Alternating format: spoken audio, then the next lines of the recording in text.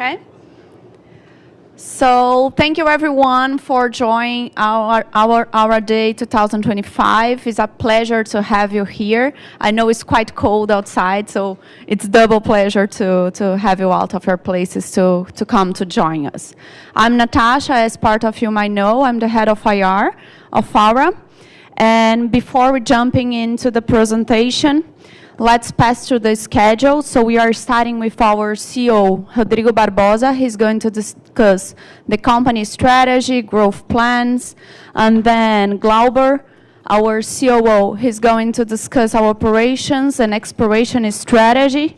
And then we are going to have our project director, Pythagoras, to discuss how we are going to grow in the next years.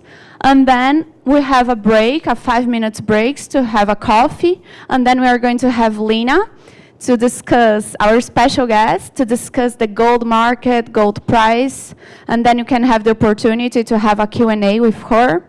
And to close the event, we are going to have our CFO, Kleber Cardoso, to discuss the cash management, and Isabella, our head of people, to discuss our people strategy and how we manage all the communities in ESG.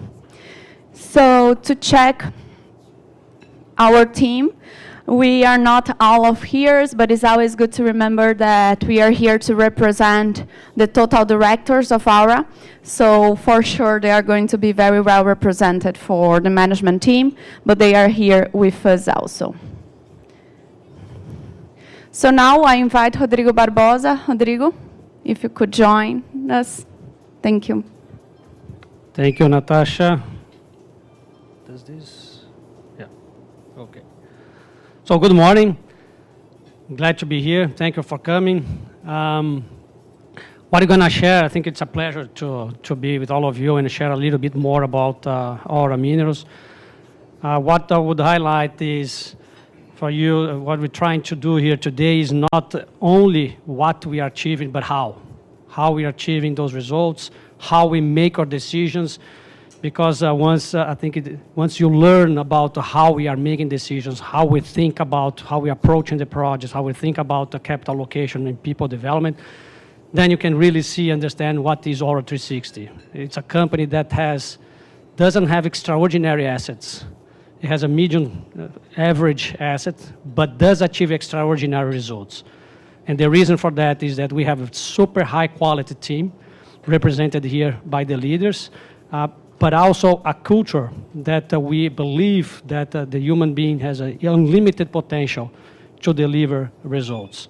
And we give to each of our employees and Aura Minerals a room for them to develop and to deliver results aside from what we really expect from them. So that kind of environment is generating a significant results and value creation for you shareholders and for the communities and also for the environment. I think I would invite you to try to understand not only what we are achieving, but how, right? I think that's as important as what we have been achieving. Aura Minerals, and I'll give you here just a summary, and then each of the leaders of our areas is going to go more details. We are a company that has not only the highest growth in the industry, but is the highest growth with the highest yields and returns, with the highest dividend yield, and with the highest ESG standards. What we've been achieving the last 4 years is exactly right, and we're going to go through how has been the last 4 years, and then project a little bit where we want to achieve. We just updated today that we can reach over 600,000 ounces of production within the next few years. That's over 100% increase compared to what we've had in the last 12 months without new acquisitions. And I would say that also that the 600 is somehow conservative, because if you just add Era Dorada and Matupá, it's not including some expansions. So we still have room to improve from that, and not including also new acquisitions.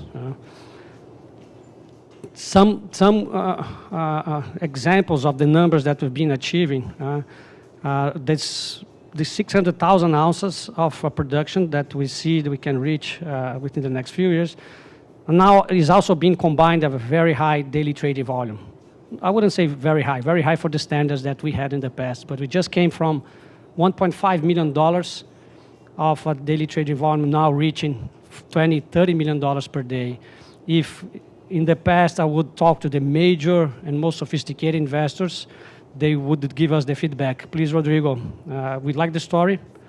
We want to buy your shares, but bring this above $10, $15 million because we cannot get in or out in the minimum investment that we do. That's why we see now, and Kleber is going to share, Fidelity, Capital, BlackRock, VanEck, all of them just in the beginning to buy our shares. And I think this still has a long way to run for us, the long opportunity we have to teach them more about our case and then provide them the ability to invest in our shares. Sorry? Our dividend is 20% of the EBITDA minus recurring capex. We've been paying in 2021, 13%, 2022 was 6%, 23, 6%, 24, 9%, the last 12 months was 7.4%. That's the highest dividend yield in the world in the gold sector. So, and then I was also invited to take a look at the moment the Aura is now, is going through a major transformation also in our cash flows. It's a company that produced $136 million EBITDA in 23, 267 in 24.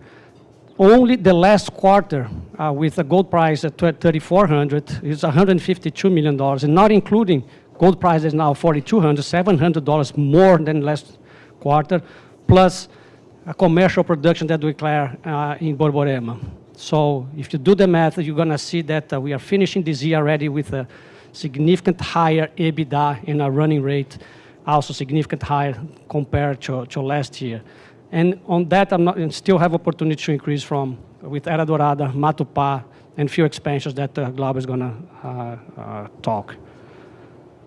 So on the resources and reserves, we can grow on production, but we can also grow in resources and reserves. It's a company that is going to grow in EBITDA and going to grow in the life of mine, the amount of years that you're going to use to discount our cash flows.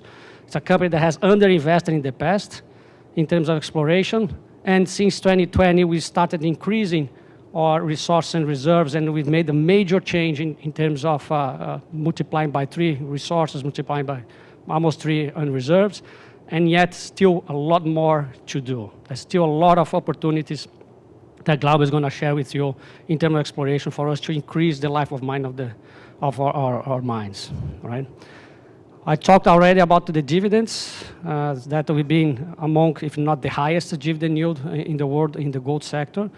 Our strategy continue to pay under our policy or above the policy if we feel we have extra cash, right?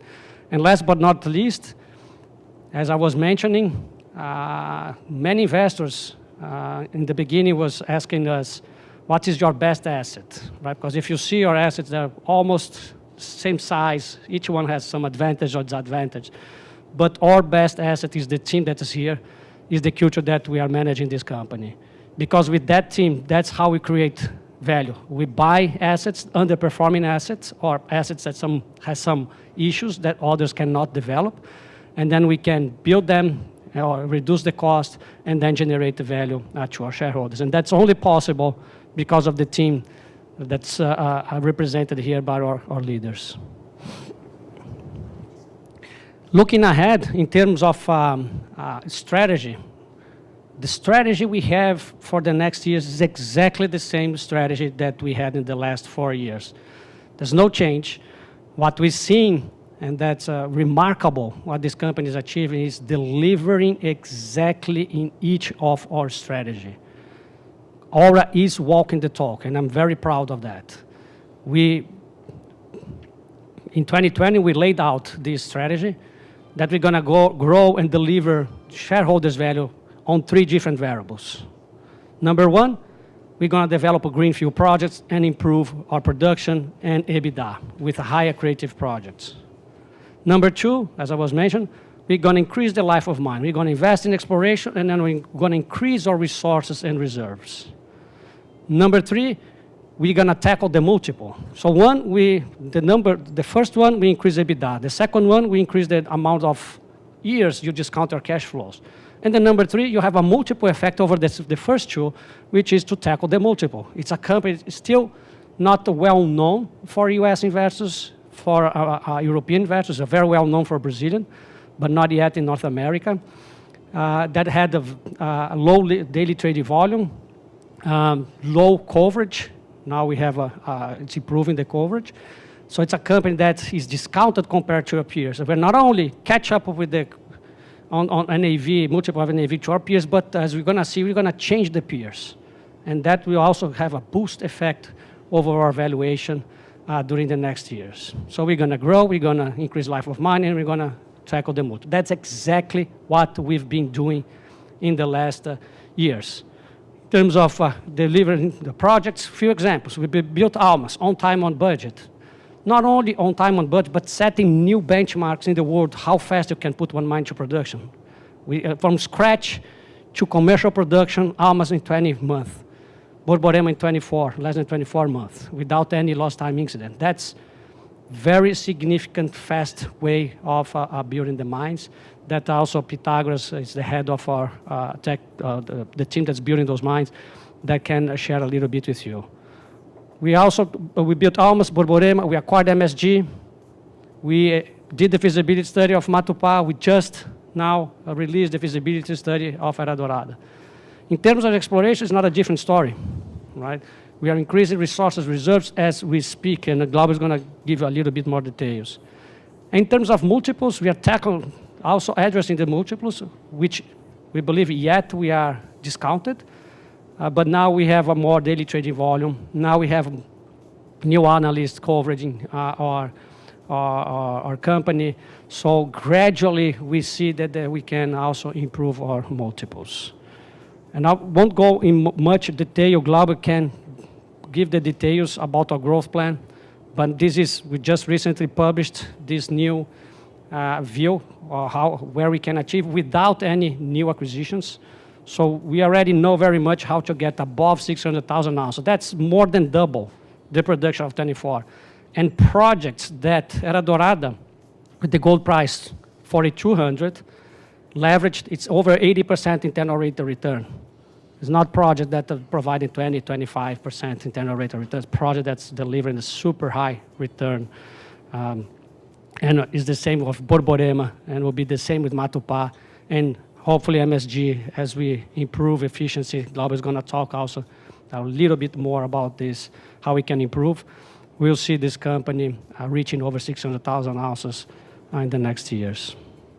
Very few other can present a solid plan that can grow those more than double the capacity. And if you do the projections with the gold price, we don't need to issue equity to fund this project. It's fully funded internally with our own cash flows and with our debt capacity that Kleber is going to also present here. In terms of exploration, so I presented how we can grow 600 in the exploration. This is impressive number that we see here, right? We come from measured indicator of 3.5 million ounces. Now with this new acquisition and also Era Dorada, we are talking about almost 10 million ounces in measured and indicated. That's a remarkable increase in our resources and reserves when we acquire and also increase investment in exploration. And it's such a low-hanging fruit in exploration for us, because most of our mine has been underinvested in the past, that our cost of discovery is $34 per ounce in exploration. The average of the industry, it's $131. That shows that that's a company, it's not close to not assessing upside in terms of exploration. We are intensifying exploration investment, and the results also has been remarkable here. And at these 9.6 million ounces, I'm not including here doubling the capacity for Borborema, because we did the feasibility study over 800,000 ounces in the deposit that has 2 million ounces. And that the reason that we could not include more ounces is not because they are not viable, it's just because to be a reserves needs to be available for mining. And there is a road, federal road, that crosses part of the pit, so we were limited at 800,000 ounces. We are advancing discussions with the national authorities so that they provide the license for us to move the road, and immediately we're gonna add significant reserves in Borborema. And that 9.6 is not including this additional. We're gonna also talk about here underground of Almas that can also add additional resources and reserves. So there's still ongoing increase in resources and reserves in this company, while we are also adding new capacity and new production. In terms of multiple, I would highlight here is this. We see this is the average of the analyst. We believe we are even lower than this because the NAV does not include expansions, nothing that doesn't have a technical report yet. So we are discounted compared to junior producers. And we don't feel, as you get closer to 600, you are junior producers anymore. You go more towards the intermediate producer. So there's still room for us to tackle the multiple in this company, on the top of building the projects, on the top of extending the life of mine. We're gonna also address the multiples.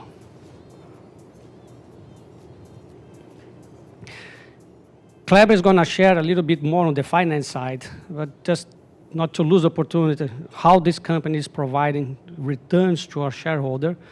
And all of that, it's on the last 4 years, with the gold price that varied. Normally it was at 2,000, 2,200, and listen, what we were able to do is pay $276 million as a dividend or share buyback.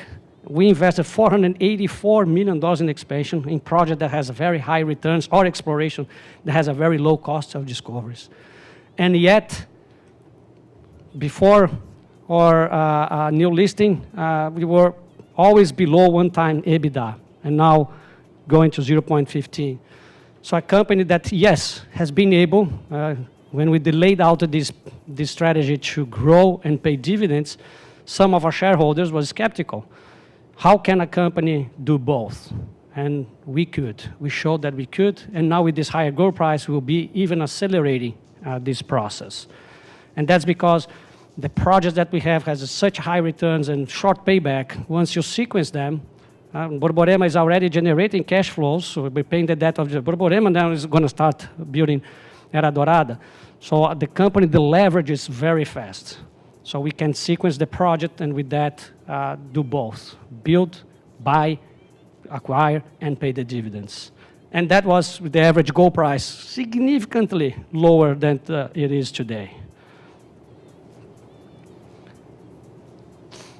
And this, I think, it's a very important slide. Doesn't have the information or quantitative, but it's very qualitative. And I like this slide because we like to say we are a simple company. We think simple. I think we do this simple things, but we do very diligently, right? And the way we managed Aura, I think it's very different from many other players, not only us doing this direction, but that is, I would say, what is providing us this ability to generate extraordinary returns compared to, even if you compare it with the mines that we have, is that we believe that the best way to manage the mines is to invest in the management team at the mine level, provide them with the right tools, with the right KPIs, with the right incentive plan, but then make them improve the efficiency. That gives us a lot of fast speed-making process, but also those that understand the potential of the mines to improve on a daily basis are the ones that are living there on the daily basis. While, on the other hand, corporate need to think in two very important things that corporate needs to centralize. Number one is capital allocation. Number two is people development. Those are the most important things that any corporate company or any corporate structure should focus, not on the day-to-day improvement decisions, but how you're going to allocate smart capital and how you're going to develop the best team. And not only the best team, but also provide the best culture. You need to provide them an environment, safe environment for them to take risks, for them to create new ideas and implement new ideas. Pythagoras can also share a little bit how he's building the project that we've been able to do very, very fast because he has autonomy to make the daily decisions and make correction on the daily basis, and then just inform us. It doesn't need to consult. So that also gives us a lot of speed. And Isabella is going to share more with you how we think about human development, how we think about also our ESG standards. And Kleber is going to also give some examples. But just open here the room for him to give the examples. Few examples how we think, right? Again, the strategy is simple, the execution is super diligent. A few examples how we think is there's no need to increase and to assess all the upsides of the project before you build. I see many companies lose a lot of waste, a lot of time and capital trying to optimize. Let's do more drillings. Let's improve more resources. Let's see if we can increase a little bit more the capacity because the market is going to like it. But then time passes, right? You put more capital, it's more capital at risk. We think it's different. If the project is good enough to be built and has good return, build it.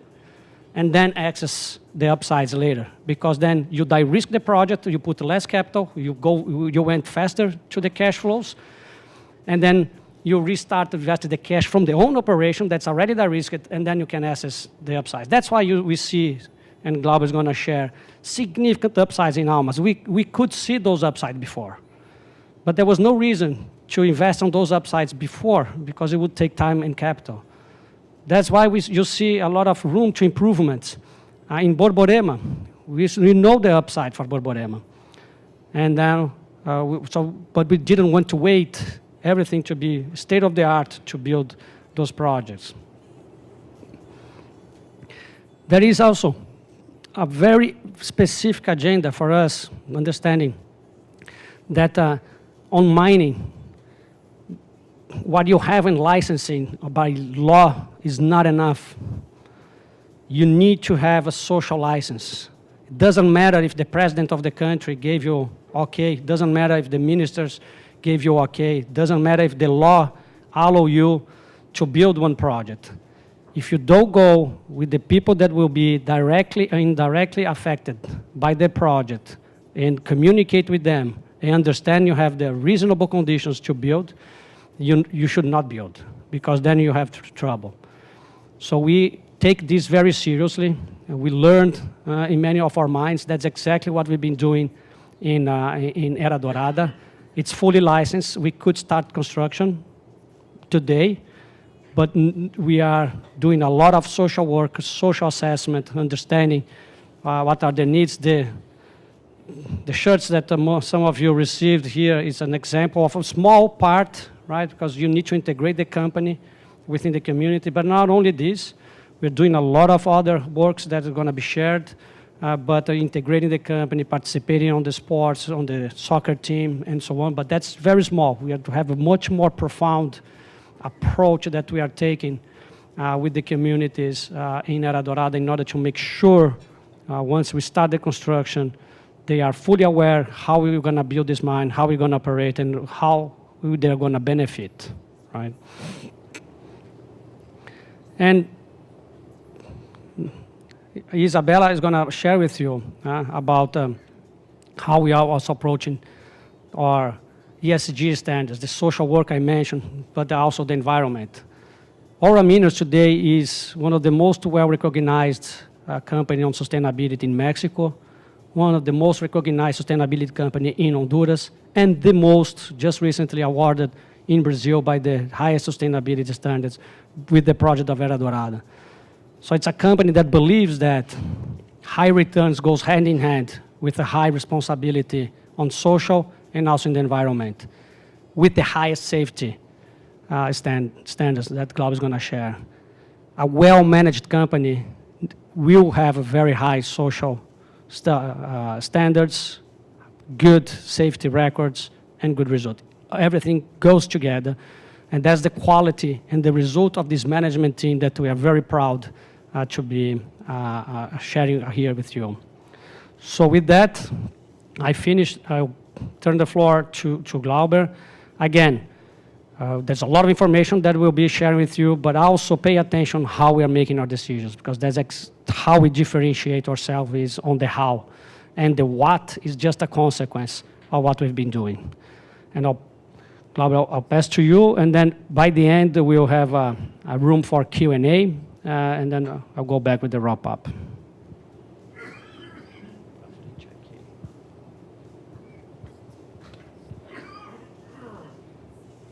Hi, good morning, everyone. Following what Rodrigo summarized in the beginning, my main objective here today is go through these 5 steps here. The first one is how our 360 culture drives our everyday performance. I will share some real example that reflect this strong culture and how important it is for our performance and the growth that we are planning.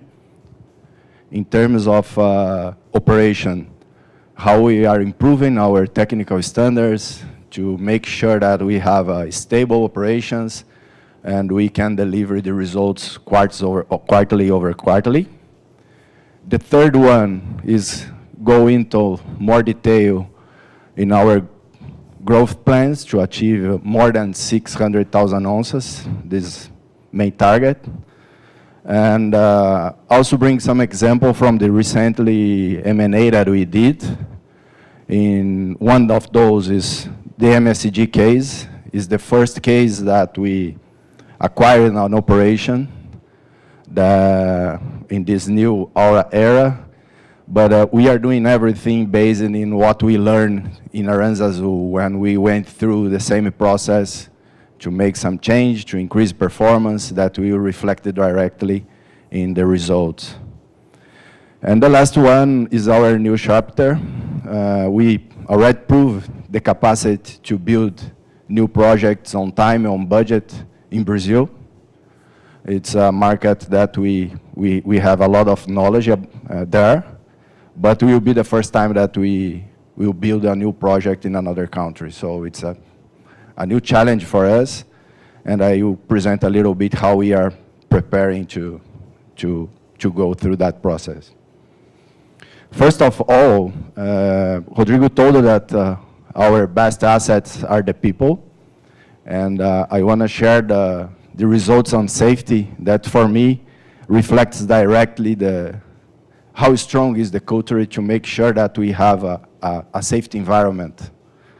Here you can see in the chart, this orange curve is the worked hour that we have. So we have more people, we have more operation, more people, more employees, and more worked hours and more exposition as well. But even with that, if you look in this green line, is what we call the lost time injury frequency rate. We have more than 1 year with 0 accident with lost time injury in all of our operations.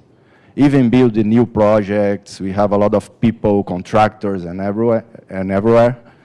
But we still keep a very good performance on safety, and for me, is a connection with the culture that we are implemented.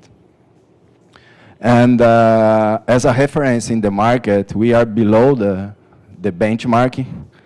We can see here that in accordance with ICMM, that they have the data that reflects the total reportable events, and we are below the average of the market. Why you say that this is so important? Because we understand that if we have a stable safety results, means that we have a stable operations. And if we have a stable operations, we can have a sustainable growth plan as well. So this is the fundamentals for our plan, for our performance. And we are very proud about that, to to be able to share those data. We talk about people, but there is some governance behind those results. It means that we don't have the best assets. Rodrigo already told that. It's average assets, it's challenge. But to make sure that we will deliver the results, we need some framework behind that. Our framework is based on performance, continuous improvement, and innovation. Everything is included in our life of mine plans, our budget, our master plan, connected with what we call the Aura Loop. And the Aura Loop is our design thinking that we test small, that make us be able to test fast, make some adjustment with a big impact in the company results. Once it's proved, we can scale. So this is the mentality that we have to make sure that we have an agile process to take decisions. And the principle behind that is basically three. The first one is decentralization. We empower the local management to take decisions. With that, we make sure that they have the best information to take decisions, and they have the sense of priority to take that, so we can speed up the process to take decisions. Our loop, that is the concept to bring a discussion, include a diverse team, and speed up the process to take those decisions. And the last one, with no information, we can do nothing. So all the KPIs, all the information is everything in our analytics center. It's a portal that we have when we have all the informations there. And with those informations, we empower the operations with insights to take the decisions and make this process faster. Sharing what we did the last 12 months in our operations. So we are on track to achieve our guidance for 2025. But to guarantee this delivery, we can see that in each operations, we have a lot of actions and a lot of work behind that. Like in Almas, after the first year that we have trouble with the contractor performance, we changed the contractor. We increased significantly the performance. And now we are able to expand the plant and to increase the production as well. If you remember, Almas originally was built to process 1.3 million tons per year. We did some improvement to achieve 1.8 million tons per year. Right now, we are running 2 million tons. And with some works that is in the commission phase to achieve 2.5 million tons per year. So it's when we say that it starts small, to be faster, to de-risk, and once it stabilizes, we are able to grow and we are able to expand. And Almas is a good example of this agility. Last year, and I will show more in detail in advanced, but we present that we found the opportunity to develop an Almas underground. Since that information 1 year ago, we already start the underground development this month. So it's 1 year from the information to start off the execution. That represent how fast we are in this process to take decisions and to execute. Aranzazu is stable. It's more than 4 years delivering production quarterly over quarterly. But we are not accommodated, so it means that we still looking for opportunities like the molybdenum that we already discussed, and also we are working with continuous miners to improve mine development performance, to reduce risk or to reduce costs, to reduce risk, improve the safety standards. Minosa is also very stable in deliveries quarter over quarterly. This year, we started the process to releach the remaining areas in the pad, the lixiviation pad. We have an inventory for more than 600,000 ounces, and we expect that we can recover between 15–20% of those ounces during the life of mine. This year, the contribution is 1,000 ounces in the current result that we are expecting. Apoena is still growing the life of mine, but also the performance. We are expanding the mine to speed up the access for the higher grade in the schist in Nosde pit, that I can tell a little bit more in detail in the exploration presentation. And Borborema, the brand new operation that we have, is running in a fully capacity. We did on time, on budget. We are already working on improving capacity. The mine is performing pretty well. The plant, the mill is performing pretty well as well, and we see some room to increase the capacity without too many investment. The bottleneck right now is the filter, that we already start the assembly for 2 new filters that will be, with that we will be able to increase capacity in Apoena as well.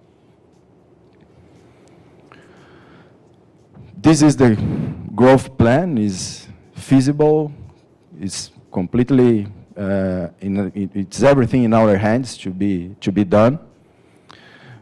We have 3 ways to grow.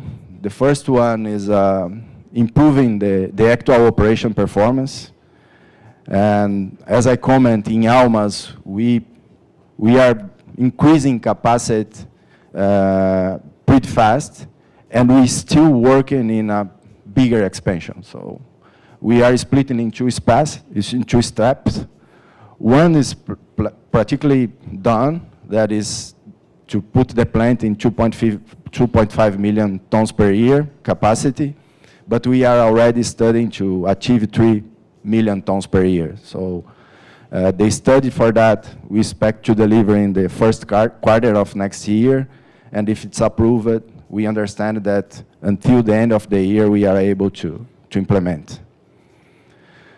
Borborema, the highway, we moved a lot in terms of projects. We delivered the studies for the agency.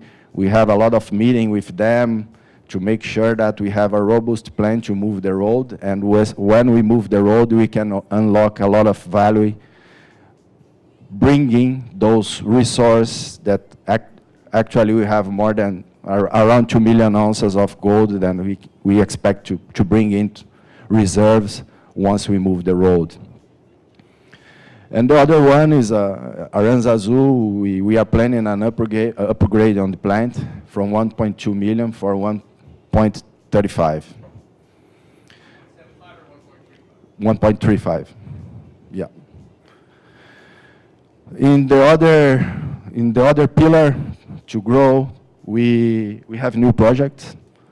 I will have chance to go into detail. In Era Dorada, we advanced in the feasibility study, and we advanced in the permit as well, and the social license, that is the main issue of this project. And Matupá, we got almost all the permits to start the construction, and we still invest in increase life of mine, and also we have good results to present here. And acquisition is the other pillar that we already advanced. We also advanced this year. The acquisition of the MSG it's exactly in the DNA that we have. So we can acquire it, and we can put our culture to bring some improvements. The MSG case is what we are doing, and included the team that is involved in this process is the same team that did the turnaround in Aranzazu, with new people that also bring more energy for that process. The main issue that we have is we need to debottleneck the mine. So the reason that the mine is the bottleneck right now. The first one is mine development performance that we expect to address with a very good plan in terms of infrastructure, in terms of prioritize the main ramps, the main access. And also the underground fleet that is under performance, and we are scheduling 8 to 12 months plans to rebuild those equipments. And we already started this process that will take 8 to 12 months. But the main issue is how can we convert more resources into reserves? If you can see, we have 0.3 million ounces as a measured and indicated, and it's 0.37 ounces as a reserves, and 1.08 million ounces as a measured and indicated. So it's actually is around 30% conversion rate. And we understand that following those steps, reduce dilution in the mine, being more selective and reduce the minimal mining width from 1.8 to 1.4, we can increase the grade and also bring some resources that with the previous method is not profitable right now, and put that convert that into a reserve. We are changing the mine method that will be able to increase the recovery at the mine, left less pillar than actually has been done. And the other one is cut costs, to say, reduce costs. Once we reduce costs, we can reduce the cutoff of the mine, and we can bring much more those measure indicate resource that is already proven, that is there, but convert that into reserves. What we expect with this plan, we expect a significantly reduction in the all-in sustaining cost and stabilizing in 80,000 ounces per year, but we already see room to increase those productions in the near term. Era Dorada is the new acquisition, the new project that we acquired in the beginning of the year. We have some new numbers from the feasibility that we will publish. We expected production over 100,000 ounces per year in the average. We have 1.7 million ounces as a resource, 1.7 million ounces as a reserve, sorry, and 0.6 million ounces as a measure and indicate and infer the resource. Considering the capex, the production, we expect we are 35.6%. NPV, it's 1.3 million. And the capex for constructions in the new review is $382,000.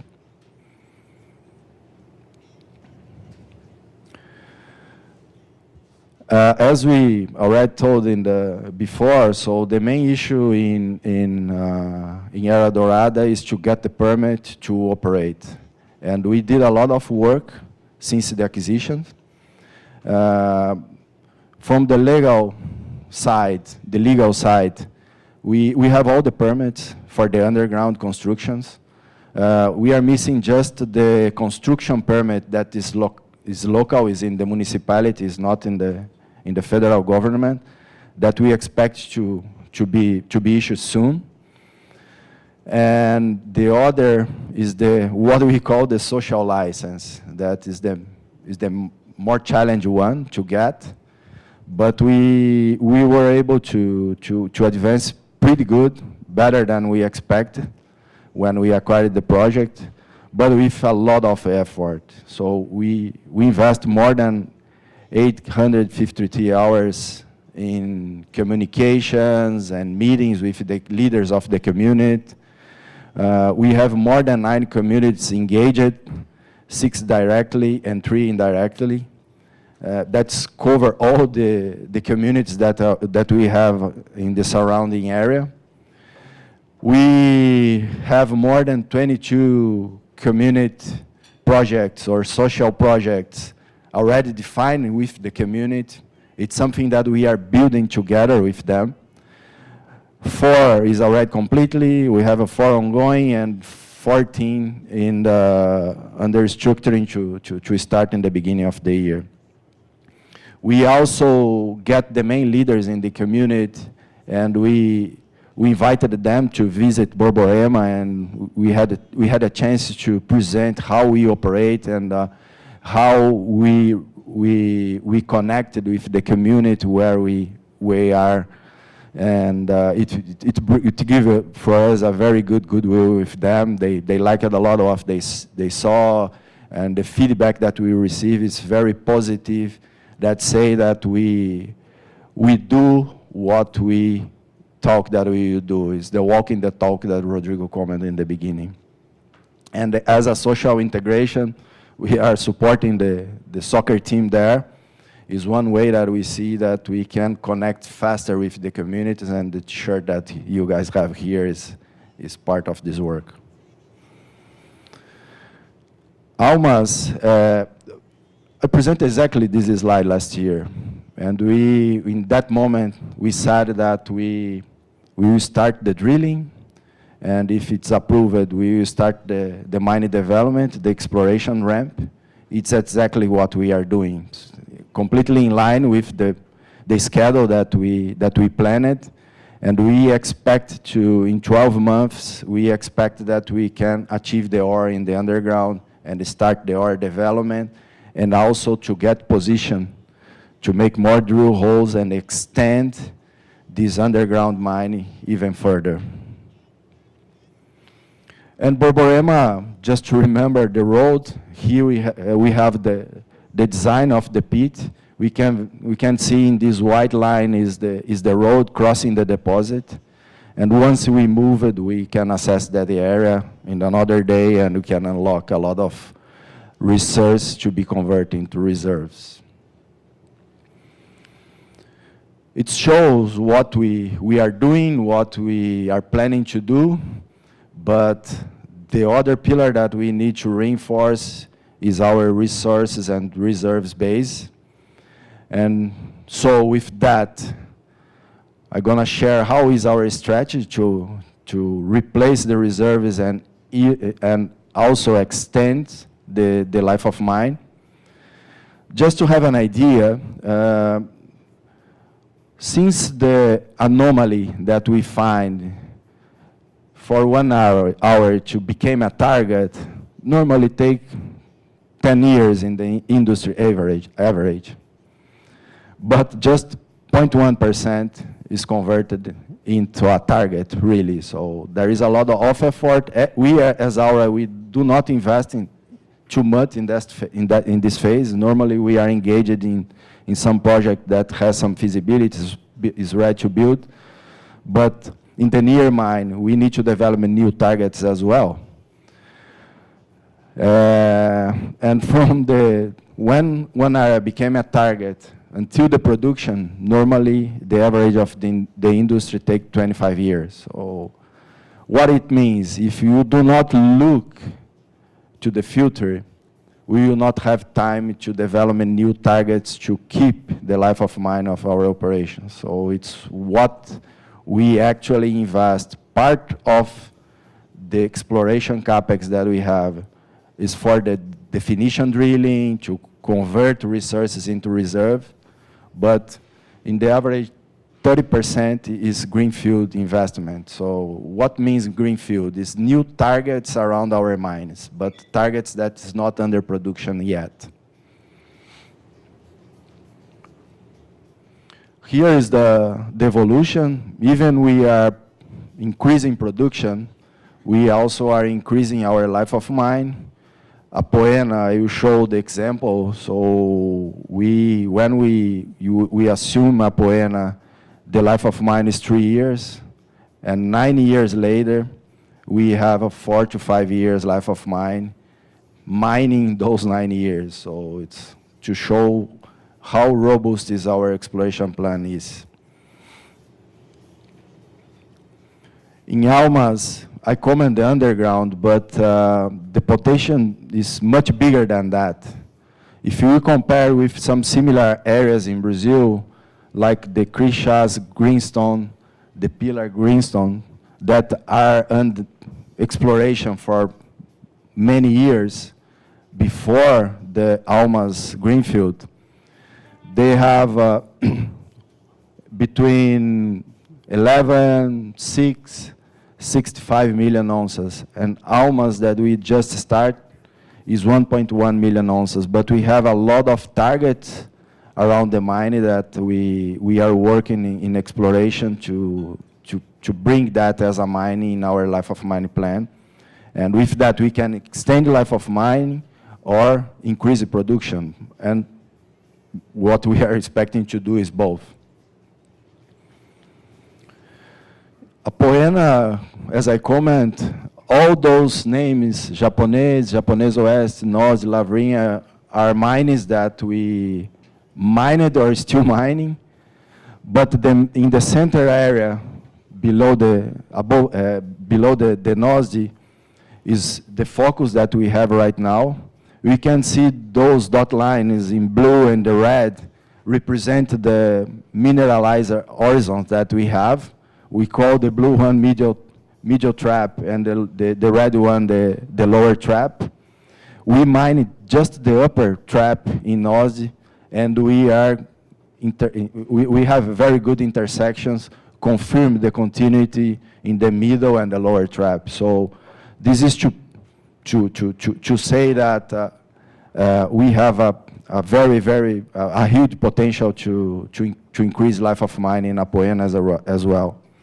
And here about what I say about greenfield projects, we have many targets in this trend in a radius of 50 kilometers that we are investing in exploration, and we see a lot of anomalies, a lot of good intersections that can be converted into resources and reserves in the future.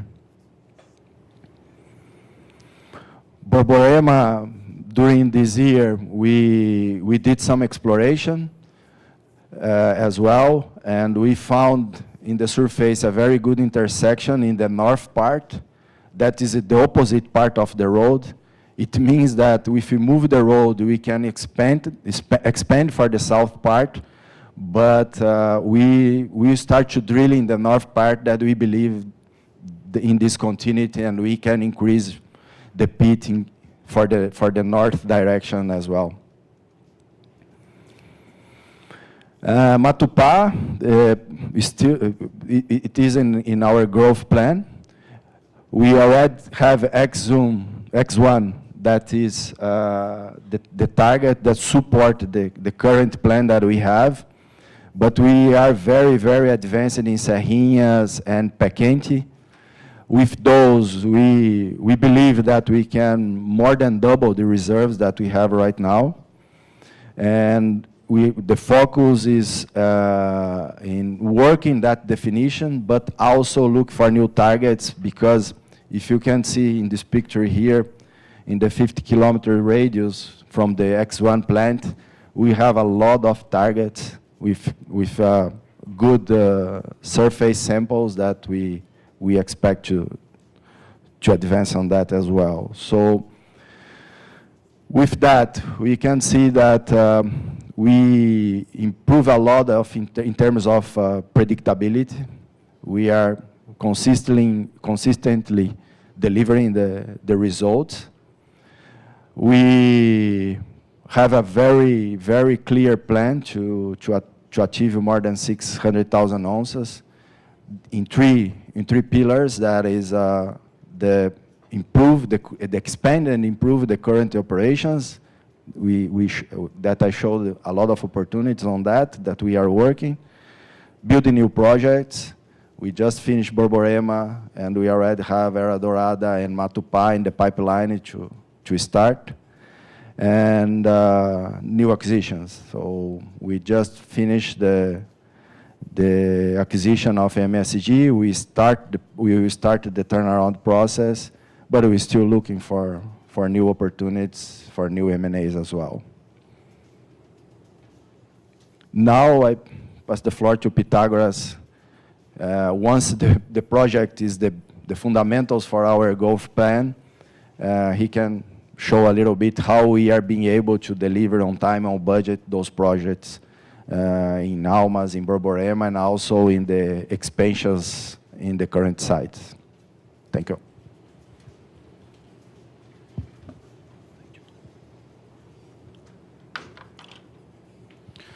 Hello, everyone. Good morning. My name is Pythagoras. I'm in charge of the projects and the construction of Aura. Not only the greenfields, but the most complex, when you have more complexity, of the brownfields. So I will talk a little bit, as Rodrigo said, about how we do the things. Considering our culture, we have 5 main pillars. We started the things thinking people. We start the discussion in the engineering, how we build our project, since they are fast track. How they are fast track, we have a lot of activities in parallel, and we need to take care of the people to not have any incidents. And we also discuss the operational phase to avoid any problem during the operation. And the next step is how we will deliver for the company the projects on time and on budget, and also with a lot of care and confidence. The third pillar, we talk about the growth, to support the growth. We need to structure ourselves to build the projects considering the goals of the company. The third pillar, we need to think about costs. We need to think from the beginning, in the acquisition, kept it on the construction and engineering to have the ISC considering the lower bottom of the second quartile and the top bottom of the first quartile. And the fourth one is related to people. When we start the project, that's the moment that we have the best opportunity to implement our culture. We need to get it right from the start. And so we select the right people to share our culture. And the last one is the most important one, is not the last, they have less importance, is to listen the community. We need to understand them, what they need, implement the ideas, and do a win-win work with them. Talking about safety, we have currently more than 1,250 days without LTI, and more than 7,600,000 hours worked without LTI. When higher is this number, we know more close we are to an incident statistically. And so we have a strong management to trying to avoid an incident and start from the beginning. The main point is the lessons learned. Each project that we start, we do a rehearsal with the operational, with the construction team, and update our main risks, and involved the management team and implemented all the safety needs. We already have identified what are the main risks for each one of the phase of the construction. And talking about our way to do the things, we started our first greenfield that was almost in 2022 with the goal to deliver it on time, on budget, and with quality. And when we start to discuss how we can achieve our goals, since we need to start the earth moving during the rain season, the team start to discuss and decided, oh, we can do that. It's not conventional, but you need to do some change. One of the changes that's not conventional that we've done, we decided instead to hire a contractor to do the earth moving. We decided to do it by ourselves. We rent the equipment and do the earth moving in the rainy season. And yeah, but a heavy rain. And we have success. We had success on that.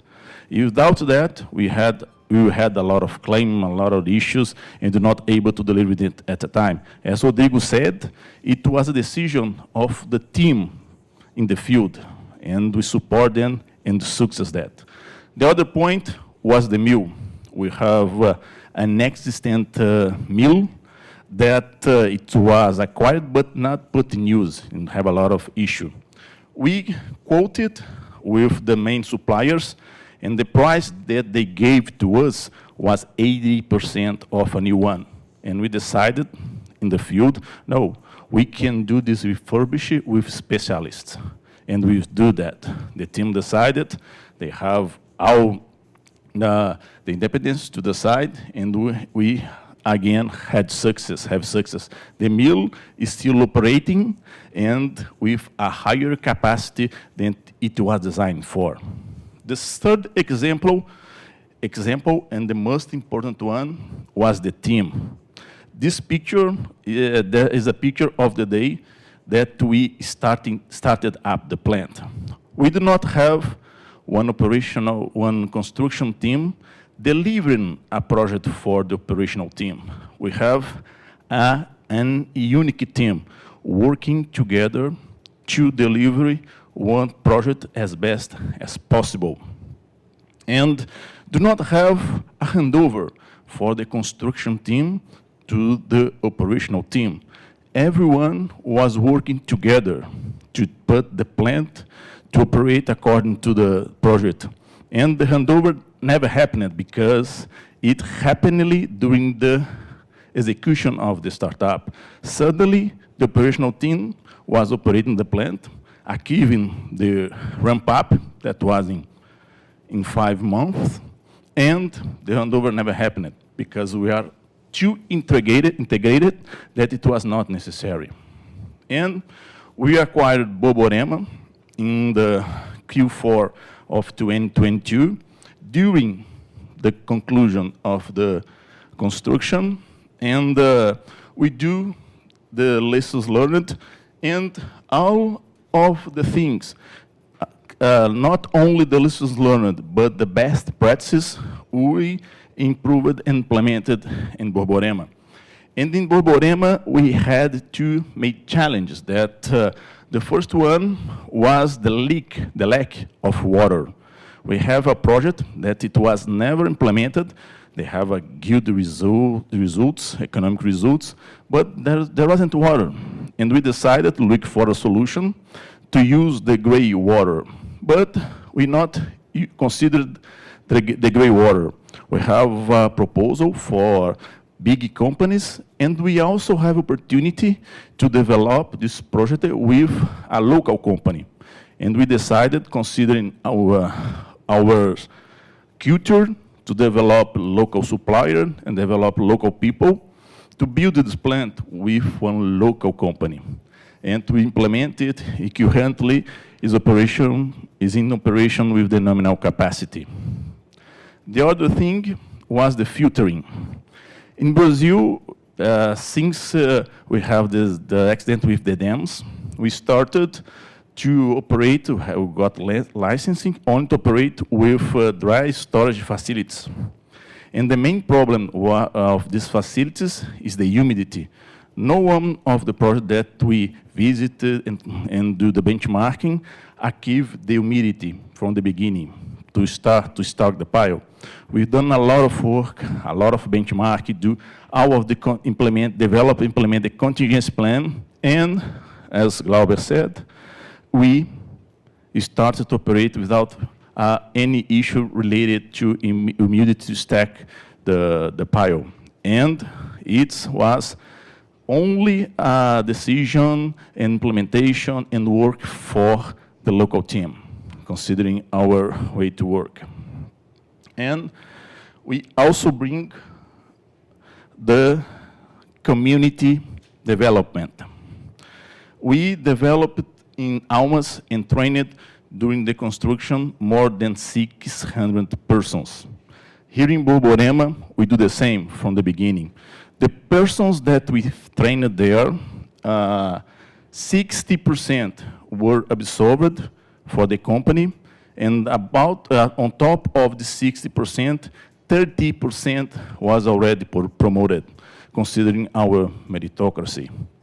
And then, now we have a new challenge, as Glauber said, that is Era Dourada, is a project out of our jurisdiction that we got all the lessons learned, not only related to community, but our best practice to build projects, and started to implement it.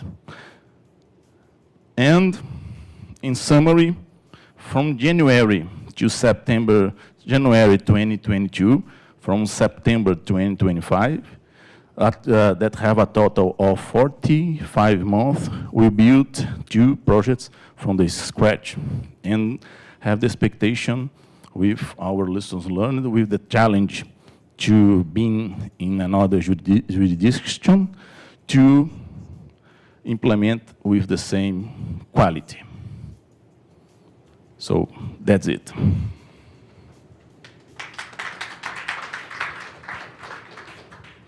Now we have 10 minutes break. If you want a coffee, bathroom, and then we are back to have Lina. Are you ready?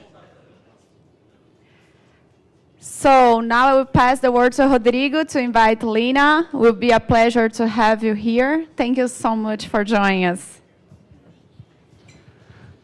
As you could have noticed, I did not talk about gold projections, copper projections. Normally you expect CEO to talk about this environment.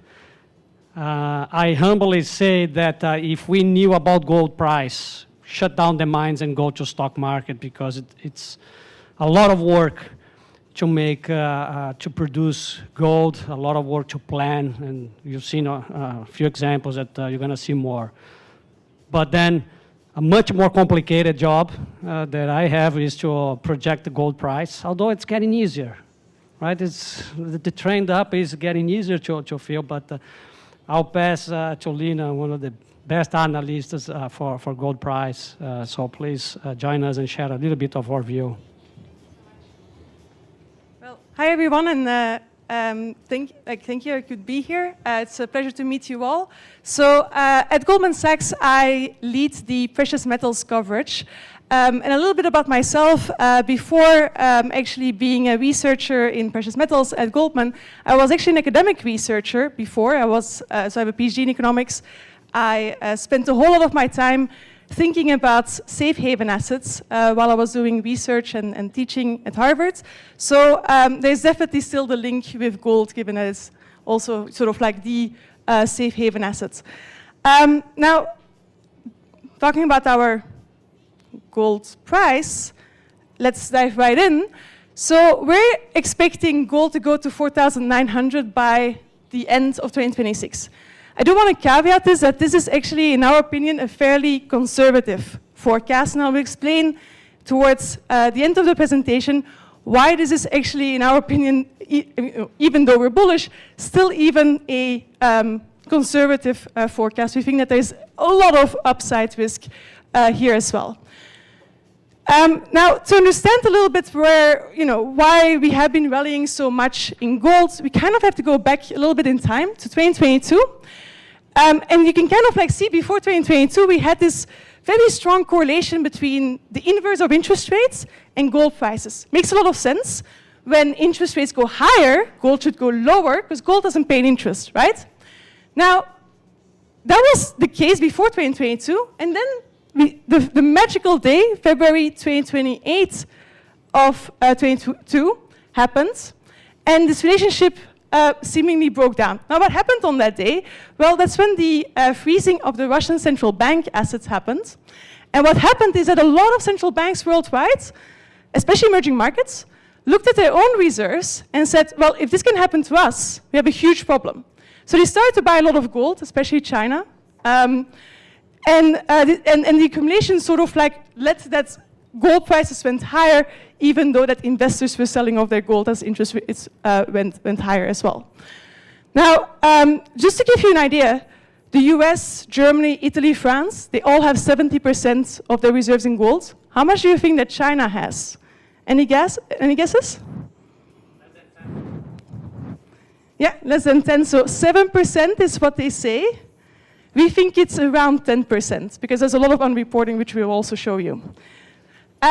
So, for China, there's still a long way to go if they want to diversify. Now, you can actually see what I just told you a little bit under the hood in gold prices. So we've here sort of like shown you net managed money, which is in dark blue, that's hedge fund money. You have then the investor holdings of Western long-term investors, ETF holdings. And then you have in green the central bank holdings. And you can see that in 2022, when interest rates went higher, that actually the investors started to sell off their gold as you would expect. But what happened instead, because the gold price didn't go lower as you would expect, instead what happened is that we had a 5-fold increase of central bank purchases on the London OTC market, which is where most central banks buy their gold, and so the gold price went higher. So basically what happened between 2022 and 2024, investors selling, central banks buying, gold prices went up. In 2024, what happened is that investors stopped selling because the Fed was expected to cut. Central banks still buying a lot, and so it went up 30% in 1 year. And now we're in 2025, and we see that central banks are still buying, but now also investors are buying because the Fed is cutting, and more recently also because of the debasement trade theme. And so we have two big competitors, two conviction holders, central banks and Western investors, competing for the same bullion, and that makes it we're up more than 50% this year in 2025. Now, on the central bank part, as I said, there's a lot of unreported buying. This is, for instance, China. China in the PBOC, the Central Bank of China, in red is what they say that they're buying. In blue is what we see that they're buying. It's always around the same time, but it always starts earlier. It's always more that they say they're doing, and it always ends later. Now, you may wonder why being secretive about this, why not being secretive about this altogether? Why is being like half secretive about this? Well, there's a bit of a dual incentive for China. On the one hand, they want to tell other countries, like, look, the renminbi is internationalizing, we're a strong currency, it's backed by something else than just the euro and the dollar. But at the same time, they also want to make sure that you're not sort of like attracting too much attention from the West by buying too much. For instance, Russia, right before invading Ukraine, what they did was they bought a lot of gold. They went from 8% of their reserves in gold to 20% of their reserves in gold. We didn't feel it that much in the gold market because Russian reserves are small. They moved all the gold back home because normally a central bank actually keeps their gold in the New York Fed or in the Bank of England because then they can get a revenue on their gold. They forgone that interest. They moved everything back home. The governor of the Central Bank of Russia even said, guys, we moved everything back home. Nobody can freeze it. And then they invaded Ukraine, and then their assets got frozen. So usually when central banks start to buy too much gold, it becomes a bit of a red flag for the West. Now, the big question is, where is China heading? Because China is actually the biggest buyer in our central bank nowcast, from what we see of central banks buying reported and unreported on the London OTC market. And China accounts almost for half of this. Now, where do we think that China is heading? Well, a conservative, plausible target is that China may want to go to 20%. 20% seems to be, from talking to central banks, sort of like a good balance between insulation, still having liquidity, etc. And so that's also what Russia targeted right before invading Ukraine. It's the global average. China may be targeting 20%. And we think that they're currently, with all the buying that they have been doing, including the unreported buying, that they're around 10%. There's two ways to get to 20%. Either gold prices go up. If you wake up tomorrow and the gold prices double, then they're there. Or they just buy more quantities.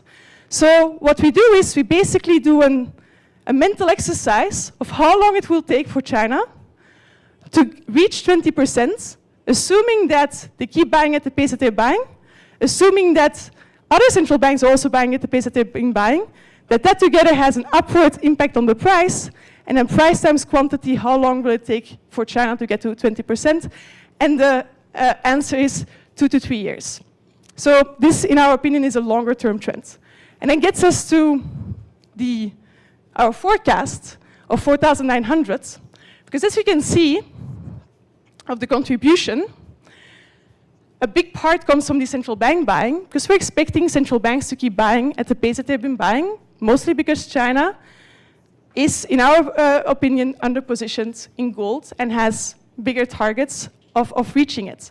So we think that this is a big part of this. And actually, before that, I should actually go back a little bit to understand why we're forecasting gold prices this way.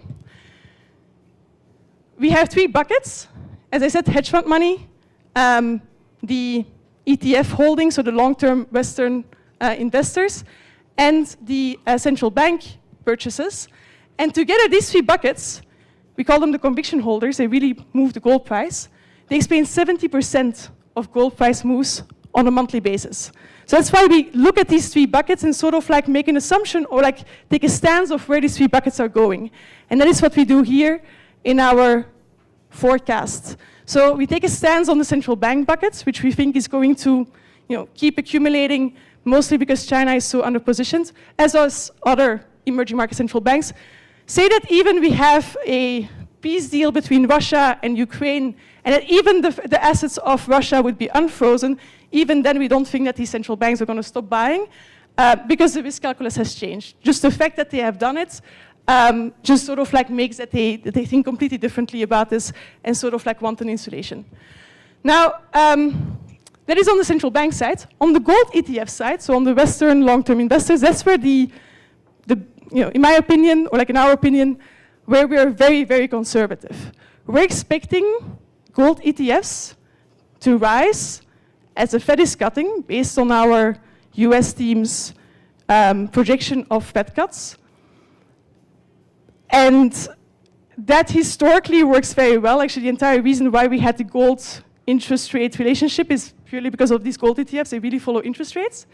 But more recently, there is a lot of talk about the debasement trade and diversification, and what about Fed independence, and all of these other, sort of like questions about fiscal concerns, not just in the US, but also in the UK, Japan, Europe, where investors typically, may look for a store of value outside the system, which is gold, and we're not including that at all in our forecast. The 4,900 forecast is just base case without these, debasements or perception of diversification, just because that is not the house view of Goldman Sachs, so that is pure upside risk.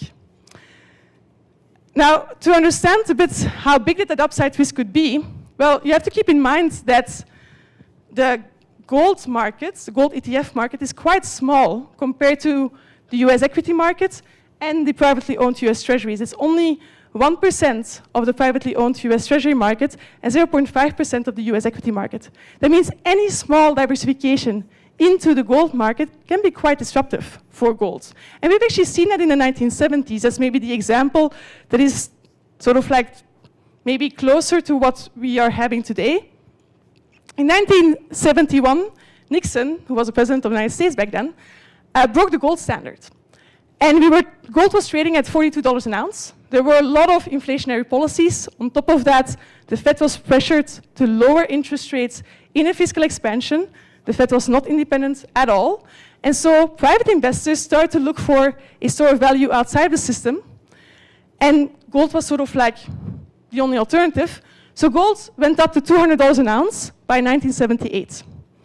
Then in 1979, what happened is a second shock that occurred, which is the Iranian central bank assets got frozen. And then a lot of central banks worldwide also said, oh, that means that the dollar is not geopolitically neutral. And they also started to buy a lot of gold. And all of a sudden, we arrived at $850 an ounce by early 1980. So basically times 20 in less than a decade. Just because gold is something that you cannot easily pump, it's not easily something that you can, increase in supply. That's the reason why gold is gold. And so when everybody sort of like runs to it, you get sort of these massive price increases. What's very interesting today in the 2020s is that in 2022, we already had central banks diversifying. That shock already occurred with the Russian central bank assets being frozen. And now in 2025, we're seeing sort of like some hints of investors talking at least about wanting to diversify. We haven't seen too much of those inflows yet. That has been, in our opinion, really diversification inflows. Like so far, it has been sort of like what the rate implied level based on interest rates would expect. But if we were to have a lot of investors jumping into gold, and especially pension funds and all of those like big institutional investors jumping into gold, that would be quite disruptive. So that's all upside risk to our, in our opinion, fairly conservative forecast of 4,900 by end 2026.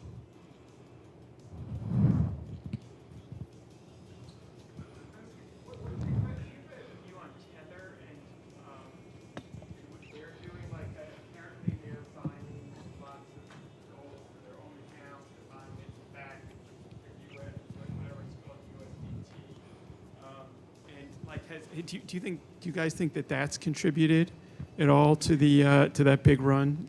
Yeah. So if you look at Tether, I think what they contributed was about 20 tons. I think in one quarter. In that same quarter, we saw ETF holdings increasing because the Fed was cutting potentially some diversification. There we were around 150 tons. So it is kind of like small compared to actually, the bigger drivers. That being said, I think it's a very interesting thing to track, something that we don't track yet. Very interesting to track for the following reason. We think that sort of like, is this gold Tether will become bigger? It's kind of like a gold ETF. It's kind of like going to be Western investors that are going to put their money into gold Tether. It's physically backed, same as a gold ETF. So it won't be that different. There may be some people that instead of choosing for a gold ETF will choose for gold Tether, and so therefore it's important to sort of like track both of them. And maybe on the margin, you'll see maybe, especially from the crypto community, that thing that becomes more accessible to them, and so you may see more inflows into gold, but it is sort of like more on the margin. Okay, thanks. And once it gets to 4,900, you say China's at 20%. Do you think that it drops? Oh. China will not be at 20% at 4,900. Oh. It will be another 2-3 years to get there. Oh, so okay, so I guess if China stops buying, do you think the gold price goes back down? No, because we would need to have sellers. Okay. For that. Right. All right. Okay. All right. Cool. Thanks. What is the tonnage that you think China has? Tonnage. So they say 2,000 something tons. We think it's 3,370. And what do you think China's strategy is related to purchasing gold? Yeah, very good question. And something that it's always sensitive to talk about in reports, so that we usually talk more about face-to-face.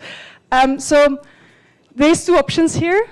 On the one hand, it's possible that China just wants to do financial insulation, that they don't want the US and the West basically having any leverage over them. Because if the same were to happen to them as happened to Russia, it would be quite disastrous for them. That basically would mean that the renminbi would become monopoly money, and it sort of like it completely would break their economy. That's a huge leverage for the US to have over them. So could be financial insulation that they want to go to 20%. There is, however, another option, which is something that we're wondering about. And actually, if you just read what the Chinese are saying, because that's actually fun about reading China, is that they always say what their plan is. And so one of the things that China is saying is that they want to compete with the US dollar, that they want to become a dominant currency. And what we have seen over the course of history is that when countries want to become the new dominant currency or the new leader, it's kind of difficult to sort of like tell other countries, trust me and trust my financial system. That's actually what the US did after World War II. What they basically did was when they overtook the pound sterling as the dominant currency, they said, you don't even have to trust us. You just have to trust that the dollar is as good as gold. And over time, then they could sort of like remove the gold, but then the entire system was already built around them. So that's another possibility, that China is sort of like eyeing something way bigger, trying to sort of like instill some financial trust in themselves, by basically, encouraging other countries to use the renminbi in trade, by using the renminbi as a reserve asset. And one of the big, reasons why you wouldn't want to do that is you may perceive China to be a prison. That's one part. But the other part is also that you may perceive that it's a little bit risky, because if the Chinese assets were to be frozen, or if the US or Europe would fiscally default or whatever, that they would sort of like, if the US were to sneeze, that they would sort of like catch a cold, and then you, by having the renminbi exposure, would still also be exposed to that. So that's another possibility. Lena, I have a contrary question for you. What do you think the chances are gold could be down substantially in 26, and what could cause it? Yeah, two very good question, and not that easy to answer. So if you have suggestions, I would be happy to listen to it. I think on the speculative side, there isn't all that much speculation in the markets currently. Like, a lot of them have actually already left the markets. You can see sort of like, if we look at net long managed money, we're not like at highs here. So we're sort of like at the lower percentile. So that's on the spec side. So it's not going to come. We may sort of like drop $100 on speculative side, but it's not sort of like going to drive us all the way to 3,000. So that is on the spec side. Now, what are the other two possibilities? Thinking to our framework of central banks and Western ETF holdings. On the Western ETF holdings, one possibility is that we would have a Fed hike, which is not something that we're expecting at all. But a rate hike, an increase in interest rates from the Fed, which is unlikely. But if that were to happen, you basically would, remove two parts. First, you have a hike. So investors may want to go to bonds instead of gold. So they would sell their gold, because gold doesn't pay interest, A. And B, especially in today's environment where there's a perception about Fed independence, around concerns around this, that you may, that also investors sort of like would remove this perception of Fed independence being damaged or potentially being damaged, because if the Fed is hiking, then they clearly are independent, because the administration prefers lower interest rates. So that would sort of like cause a sell-off in investor holdings, which would make gold prices drop. The other possibility is central banks. We don't think that central banks are going to sell anytime soon, but in the more longer term, we may have, so that is more 10, 20 years out, but we have to keep in mind that central banks always go from net buyers to net sellers. In the 1970s, they accumulated a lot of gold because of the freezing of the Iranian central bank assets, all sort of like flocked to gold. Then during the hyper-globalization era of the 1990s, they said, why do we have all that gold? Such a relic from the past. Let's get rid of this. And then in 2009, with the global financial crisis and some central banks wondering whether the US and Europe, with the debt crisis, what if these bonds that they have, these treasuries, what if they become worthless? We want to insulate ourselves against this, start to become net buyers. And then in 2022, with the freezing of the Russian central bank assets, the geopolitical reason also sort of like got switched on, and we had like more buying. So, over time, maybe in 10 years, we go again to a hyper-globalization era, and central banks may become net sellers again. Taking the other half of the equation, what do you think chances are that supply could rise substantially in 26? Right? We talked about demand, now supply.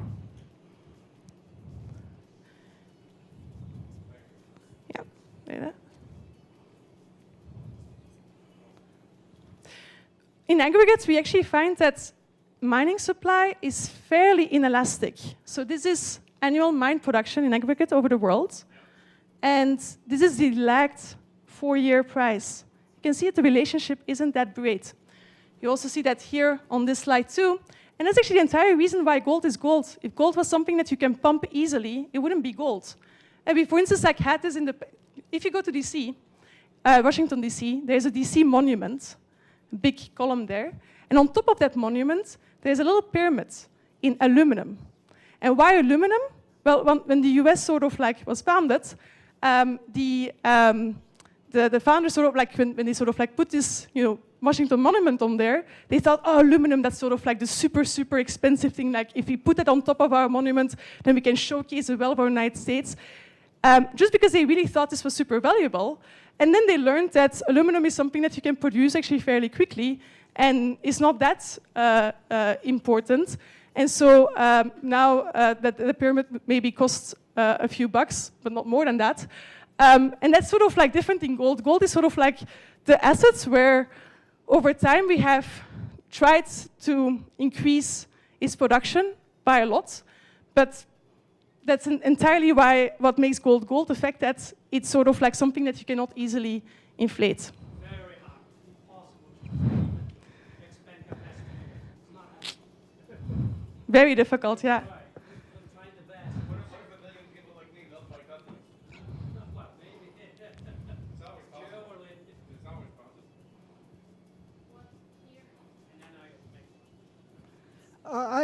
I have some questions about your contention that China, the PBOC, is buying much more gold than it's reporting.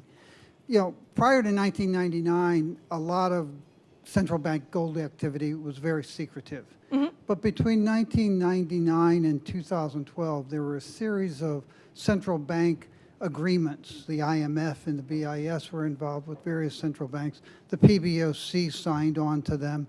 And it was all aimed at increasing transparency of monetary reserves, changes in monetary reserves. Obviously, the creation of the ECB on January 1st, 1999 had a lot to do with it. The Swiss and UK gold auctions from 1999 to 2006 had a lot to do with it. The financial crisis from 2008, 2011, really, crises had a lot to do with it. And the PBOC basically signed on, and they were several actions from 2000 through 2015 that the PBOC made, moving non-central bank gold into the PBOC monetary reserves. In 2015, the PBOC then, you had that big spike. Yep. That was because it came out. The PBOC made a major announcement about the way it was viewing the RMB and the yuan, and it widened the trading, the acceptable trading range. It tried, and it said that it wanted to more internationalize the use of RMB, and it also added 19 million ounces of gold that had been in trading inventories outside of the PBOC's ownership to its monetary reserves. Everything that we see suggests that the PBOC and other central banks continue to abide by those series of agreements that they made between 1999 and 2012 about increased transparency. So we look at other people's views of secret central bank purchases by the PBOC and others, and we don't see them. In addition to that, the PBOC has said repeatedly, and you made a comment which I really caught me as surprise, because from 1949 until, as far as I know, the present, the PBOC's policy has always been that it does not want the RMB or the yuan to be the reserve currency de facto or de jure, because it's watched France, the UK, and the US destroy its economies by having de jure and de facto gold reserves. So you said that they have said they want the yuan to be the reserve currency in the future, which I've never heard them say, which surprised me. So I'm just confused because I don't see that. In addition to that, the PBOC has this policy, you know, the gold in China stays in China, and we buy most of our gold within China. So if you're saying that the Chinese central bank has been buying not, you know, 10 million ounces in 2023, but 30 million ounces or whatever your number is, I don't think in tons. Anyway, there's not enough gold in China to meet that demand. That's why they buy on the London OTC markets. So right, but we're not seeing it.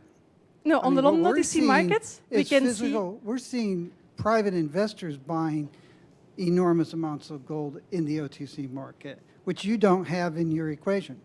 No, indeed. So two things. I'll give you our gold market primer, which explains how we can see the London OTC purchases of gold by the PBOC in London, which is where central banks buy gold. It's not where the retail of China buys gold. Where does retail China come into our model? They're kind of a residual.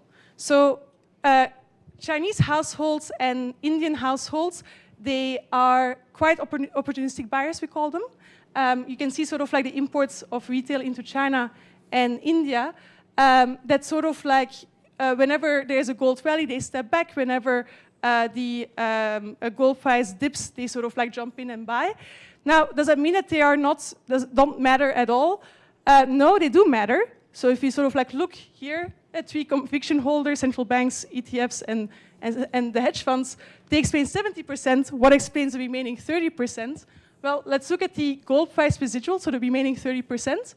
And we can correlate that quite well with sort of like the wealth indicator, or like we call it the current activity indicator, which is basically some GDP indicator of Goldman in emerging markets. And as they become wealthier, you need to sort of like discourage them more by higher prices to make them stop buying. So that can sort of like the residual can be explained by that, but they do not explain the gold price direction, which is why we don't have them into our core model. They explain the residual through their wealth. We are running out of time, but she's staying here with us. You can question more. We have two more questions, and then we'll continue with Kleber. So quick one on my side. Actually, two quick ones. So first, I want to hear your views on who sold gold at this recent drop, so the 4,400 to 39. Do you think it was only retail, and who bought the dip? So I'm really interested on that. And I wonder on your long-term gold price, do you consider that prices extend further from these 4,900 in the long run? And if not, why? Yeah. So first on who bought the dip. Unfortunately, net managed money is delayed because of the closure of the government. So we don't have that updated. But the dip that you were talking about occurred actually around the 21st of October. We saw a massive sell-off in hedge funds selling on positioning. So there was a huge sort of like taking profit there. And we can sort of like see a little bit like what happened later with open interests, which follows a little bit net managed money, but it's not perfect. But sort of like what happened was sort of like a big sell-off from the hedge fund side. On sort of like going forward, so we don't have a forecast after 2026, but we're expecting gold prices to rise further because we're expecting central banks to keep buying for the reasons that I gave on China. And other central banks as well. We see even central banks in the Middle East through our nowcast also coming in. And then we're, I think from the ETF holdings purely based in base case, just because we're just doing it based on interest rate cuts and we're not expecting further interest rate cuts in 2027, that we will have no pressure from there. But then you have, again, this upside risk of debasement theme, etc. Yeah. Hi, a couple questions. What happens if there is a settlement and unfreezing of Russian assets? What does that do to your formulas and your balance equilibrium? And secondly, is there a trigger price that gold will have to get to materially increase production? I know it takes years to bring on production. Are we talking, 8,000, 7,000? I mean, is there a trigger price that people are thinking would bring on reserves production? So on the trigger price, unfortunately, I do not know the answer. I think our gold equity analysts at Goldman may know more, or the CEO may know. We just sort of like see that it's kind of difficult to ramp up production and that they're fairly price insensitive. On sort of like what would happen if we were to have a Russia-Ukraine peace deal, we expect to be mostly on the day of such a peace deal, a lot of selling from the sort of like speculative community, sort of like a temporary sell-off. They don't really explain long-term gold prices. They sort of like, goes up, down, based on sort of like headline risk and uncertainty. So we may sort of like see a temporary sell-off. But do we think that central banks will stop buying? No, mostly because the risk calculus has changed for a lot of central banks. So even if you were to unfreeze it, even if you were to give it back, we think that for a lot of central banks that are underrating gold, and actually when we talk to central banks, it's something that they say themselves as well, that for them sort of like the risk calculus has changed, that's sort of like making it so salient that this could be frozen, that sort of the world is sort of like deglobalizing a little bit, and that they want to have an insulation, that sort of like is causing them to keep buying, at a similar pace. So we don't think that is going to be a big trigger. The one thing though that could happen is that there is gold produced. Russia is a big gold producer, and Russian-produced gold was actually something that we thought, well, if that hits, because that's sanctions, we thought if that hits the markets, then we may have like an impact. That was actually we were looking for a bear case. And what we actually realized while we were looking for this is that Russian-produced gold is already hitting the market through rerouting, just like in oil. It goes through like these third countries that before 2022 did not have any of that gold showing up. And actually what is very funny is this chart, where you then actually, if you combine it all, you puzzle together what is then actually the Russian gold exports. What's funny is that before 2022, they were around 100 tons. After 2022, they triple. Why did they triple? Russian newspaper said that's because the energy revenues were low in 2020. Remember, oil price went negative. And so they had to sort of like, counterbalance. So they exported extra more gold. And then since 2022 onwards, even though there are sanctions, we see a lot of export, like a lot of Russian-produced gold hitting the market. And why is that the case? Yeah, energy revenues for Russia, especially on top of that, the discount that they're selling at is very low. They have a war to fund. And on top of that, a lot of exports are very easy to trace. Gold is sort of a very hard to trace commodity. So that makes that sort of like, they may sort of move a lot into Russian-produced gold exports. So that's not the Russian central bank's Russian-produced gold exports. And so after a peace deal where the sanctions may be lifted, and therefore that they can diversify into other exports, not just gold, we may potentially even see less gold exports instead of more gold exports out of Russia. I have one final question. I think you touched it very well. The consequences of the weaponization of the dollars, which seems irreversible, right? And then you touch a little bit on the debasement of the currencies, but I've been surprised in the last couple of months how many generalist investors we are starting to meet. And it seems that will be my question, and they are now starting to position with the what if. What if the US dollar, the US cannot meet the debt? How do you see this current deficit over the top of the current debt ratio, plus higher interest rates swapping, low interest rates treasury with a higher one? When this is going to be addressed? Or if it doesn't address, what can happen? Yeah, so that's a big question that we get from clients as well, and actually increasingly so. I remember that we flagged this upside risk of, Fed independence and sort of fiscal concerns, and everybody was laughing at us for like a year. And now sort of like we're really getting these requests as well, sort of like the what if case, diversification in the portfolio. Pension funds, big family offices, you name it. A lot of institutional investors are very interested.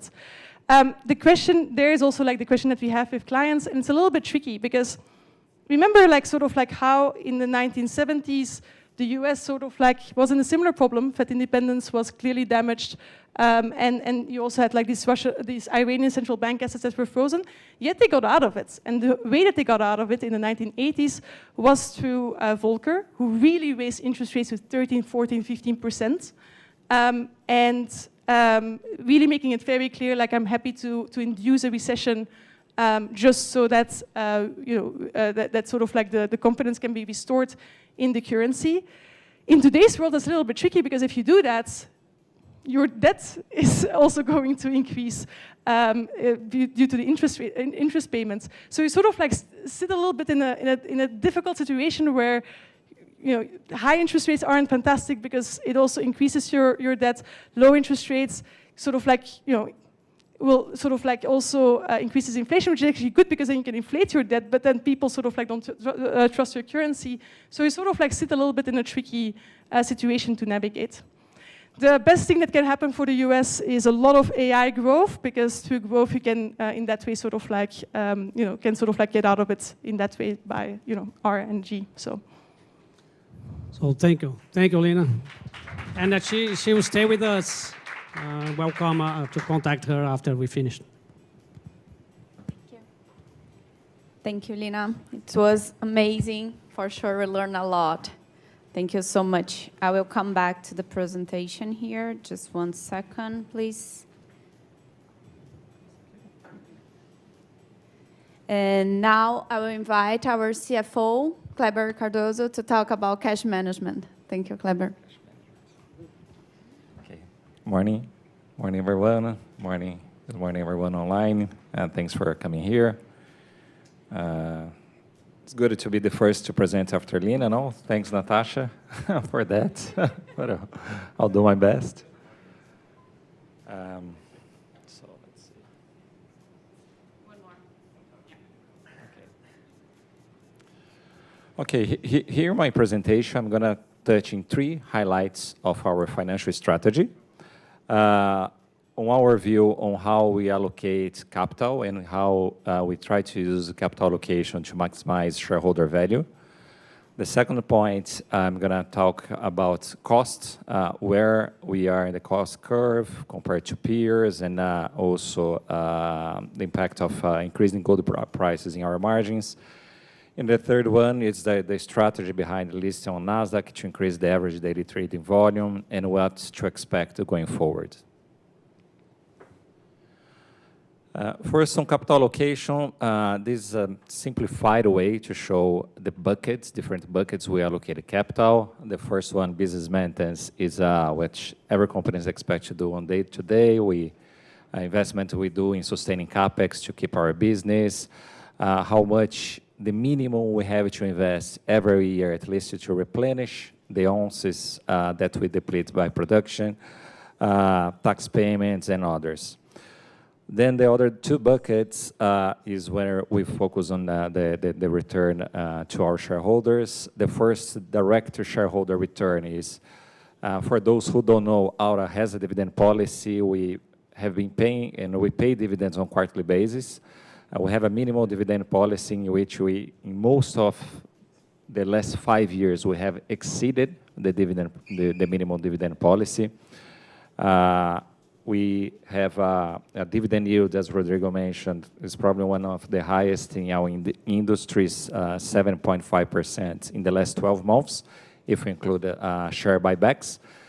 But more important than having this high dividend yield in the last 12 months is how consistent high has been our dividend payments.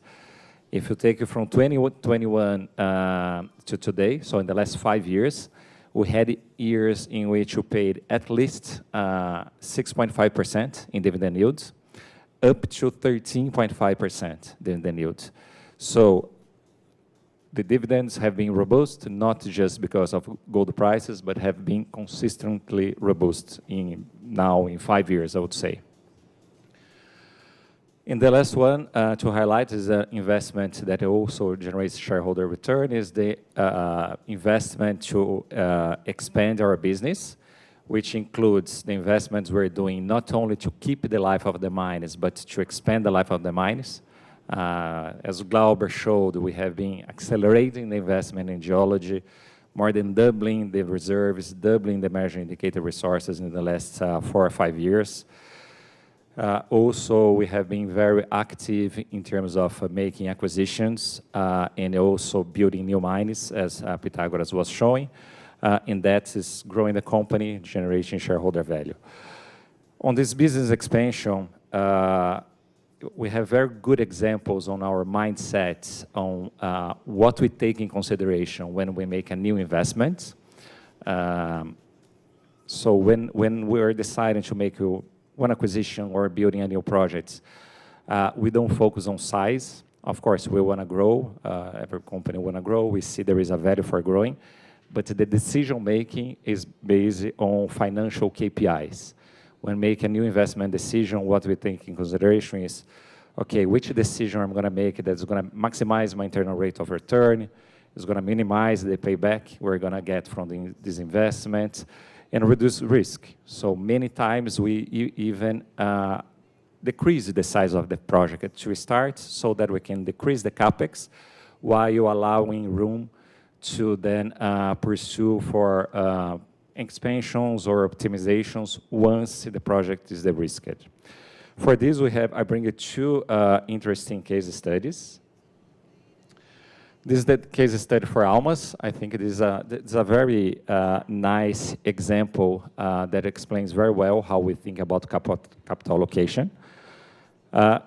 Here, we bring what happened in the past when we started planning for this project, what we're executing today, and what to expect going forward.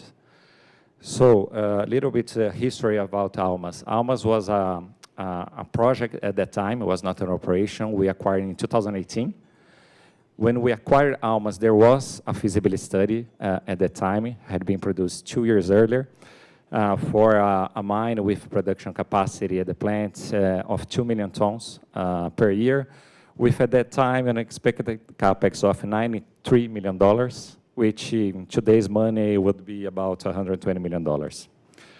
After the acquisition, we did a new feasibility study, as we do for all assets we acquired, with what in mindset? Okay, which project is going to maximize internal rate of return, reduce payback, reduce capex, and then we decreased the size of the project. Then we decided to build a mine that was going to produce, from the beginning, 1.3 million tons per year at the plant, while leaving the plant flexible enough for potential future expansions. You see the capex will reduce from today's money, $120 million to $73 million. So there was a meaningful reduction in the capex. The NPV even increased, and the internal rate of return optimized. We increased it from 33% to 44%. Yeah, no, here was even less, was $1,600, the gold price for Almas, and when we did the feasibility study. Then what we did with that plan, so we executed exactly what we planned. We built on budget, in the time expected. First year of production was exactly what we expected, 54,000 ounces. The EBITDA was higher because, of course, gold prices benefited us, and then once it was in production, generating cash flow, we decided, okay, let's replan and go for the optimizations now. Earlier this year, we issued a new feasibility study already planning to increase the production capacity to 2 million tons per year from 1.3. Going back to that initial project, but now much more de-risked, which, of course, delivers a higher production and a higher NPV. But we're not stopping there. Now we're planning, in the future, we're planning to go even further.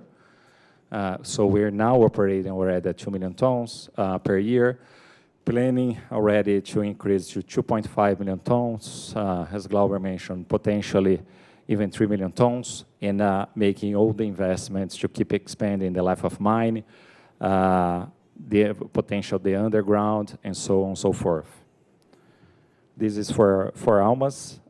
When we go to Borborema, Borborema is one step behind Almas. We just declared production, commercial production in Borborema. But the mindset was very similar. So Borborema, when we released the feasibility study, the gold price was $1,900. Was already a very good project in terms of returns. Would yield a 22% IRR with a payback of about 3 years. If you take it, what we planned in the feasibility study with higher gold prices, of course, the internal rate of return increases significantly. With a simulation with 2,600 gold prices, the payback would be already below 2 years. And then we went ahead and executed this project. Again, on time, on budget, with no accidents.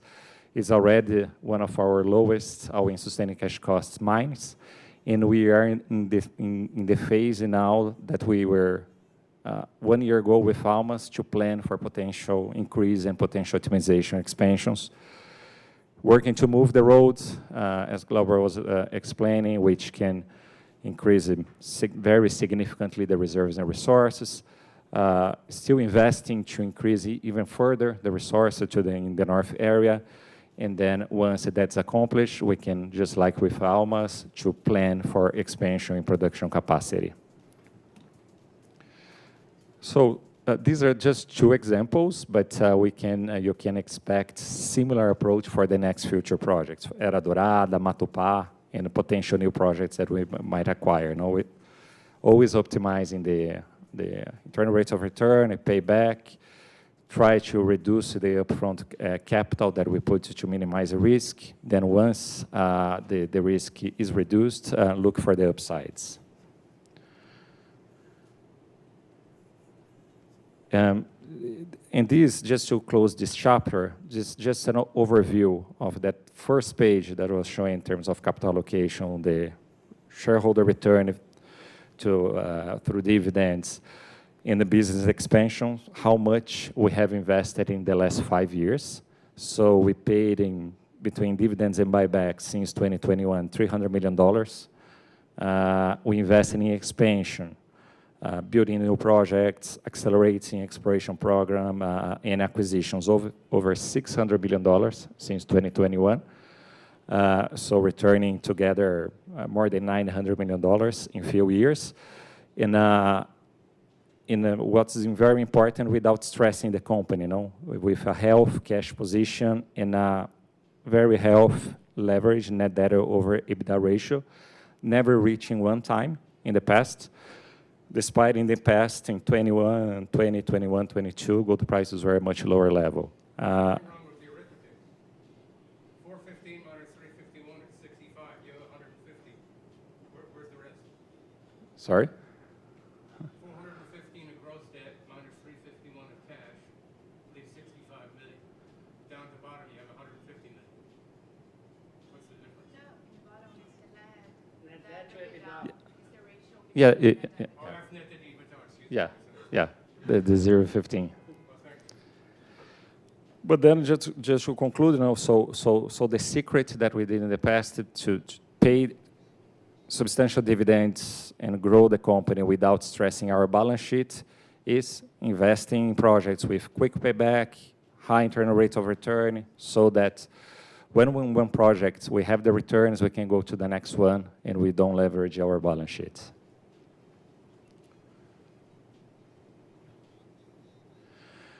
The next topic is about cost. And cost,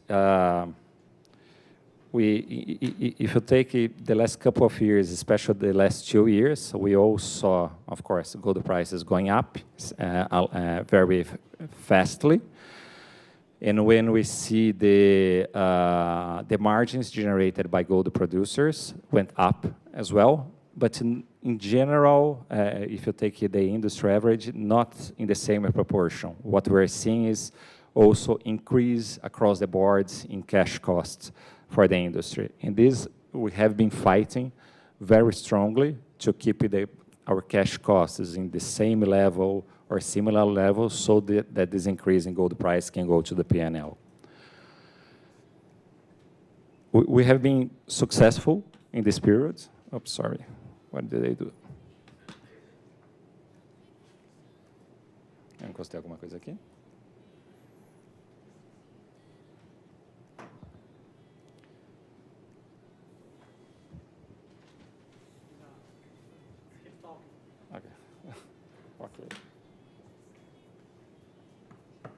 Okay. Yeah.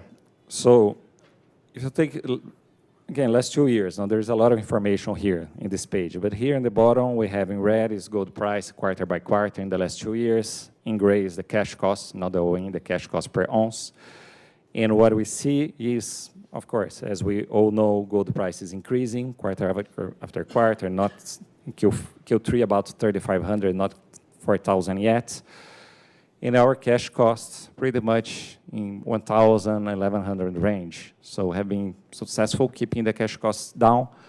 And then as a result, we see here on the bottom, we have the net revenues and the COGS, the total cost much more stable or varying according to the production, so that we're benefiting from the increase in revenues going to the margins of the company. So it creates this, we call the alligator mouth effect.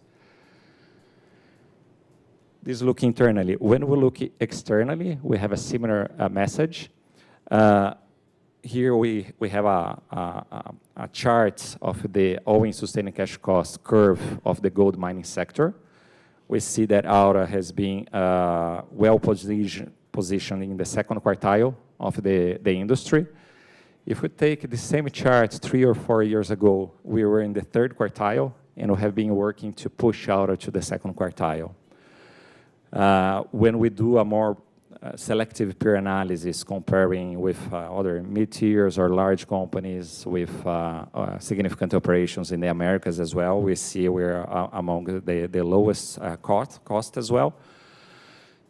And looking ahead, we have opportunities because we have projects like Borborema. Borborema now is in production, but we're going to have just 1 quarter of commercial production in 25. In 26 is going to be full year production, is in the first quartile.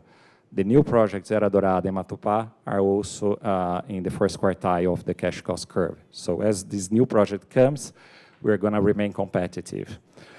And here it's an opportunity as well to touch on other piece of our strategy. Our strategy has been to bring online these mines with low cash cost profile, or acquiring mines such as MSCG that currently have a high cash cost profile, but making the acquisition at attractive levels, good entry points, and then working to reduce over the years the cash cost to more competitive levels as well.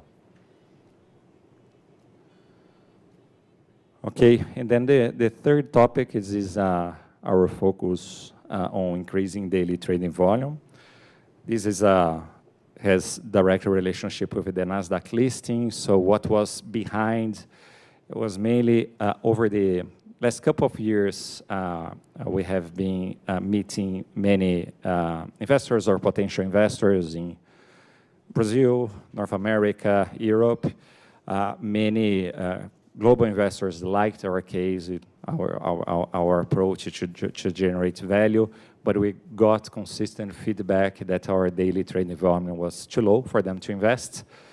And then we came up after studying, okay, how can we address this issue with the daily trading volume? And then the solution appeared, okay, maybe we should list in the US, which is, considering the stage of the company, the right time. Is, of course, by far the most liquid market in the world, while the listing from TSX, because 3 listings for us would be too much. And that was mainly the main reason behind the NASDAQ listing. And as we can see, it was very successful. We're coming early this year with $2-3 million trading a day. Now we have over 4 months trading over $20 million a day. Now in December already even exceeding $30 million a day. And with these new liquidity levels, we open a door for many global investors, large assets and managers and funds, which couldn't invest in Aura before when we had a lower liquidity. Now they can stay, or they are getting comfortable to start adding Aura to their portfolio. And we say Capital World, BlackRock, Fidelity, TRS, and others. This creates a positive effect because we have also an opportunity now, being listed in the US, and with this liquidity, to be added to many potential indexes, which we're still not part of.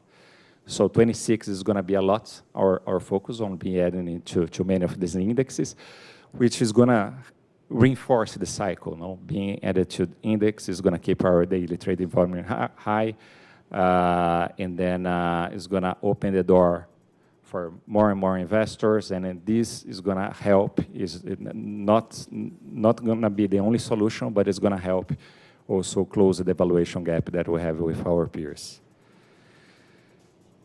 Okay, so in short, yeah, we just saw our focus on capital allocation by returning substantial dividends and buybacks to our shareholders, while investing in projects and acquisitions with high returns.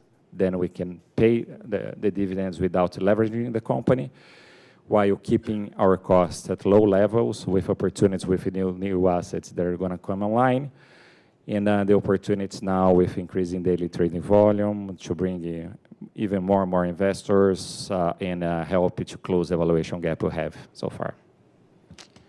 Okay. With this, I end my session, and call Isabella. Thank you.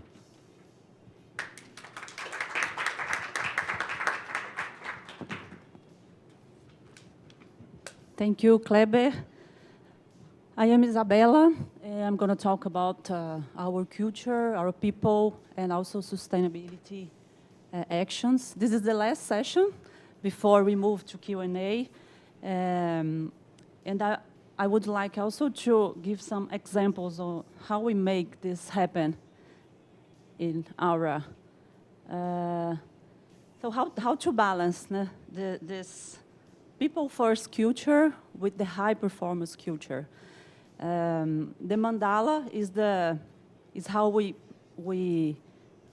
drive our decisions. So we consider the impacts in our employees, in the community, in the environment, in our partners, and also the investors. And the accountability with autonomy is it's an important pillar of this people-first culture.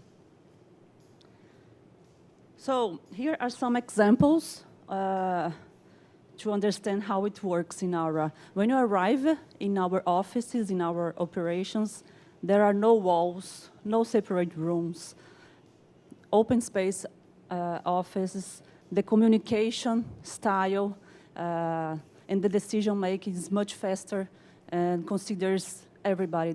There is no hierarchic symbols in Aura. You can see also the examples from operations and also the office in Miami or São Paulo. They have the same layout. Another important action we have monthly, the senior manager has breakfasts to talk with the frontline employees. He can listen, understand their issues, try to find solutions, a very close and trustable relation with the frontline employees. We also include families in our events because we know when an employee moves to a different city, the family also needs to adapt to that new city. And when we include the family in the actions, it's much easier. And we also reduced our turnover to 50% from last year to 25. And this action was important to reduce this turnover. And also, we use the innovation is part of our DNA. And we bring everybody to participate using AI solutions and bring solutions for real problems. We had hackathon sessions in our operations, and it's a symbol of how we use innovation in our routine. The people-first culture considers also the transparency. The 360 feedback is a central process to make sure we are preparing the next leadership pipeline to support our growth. And we are increasing, and it's a very mature process.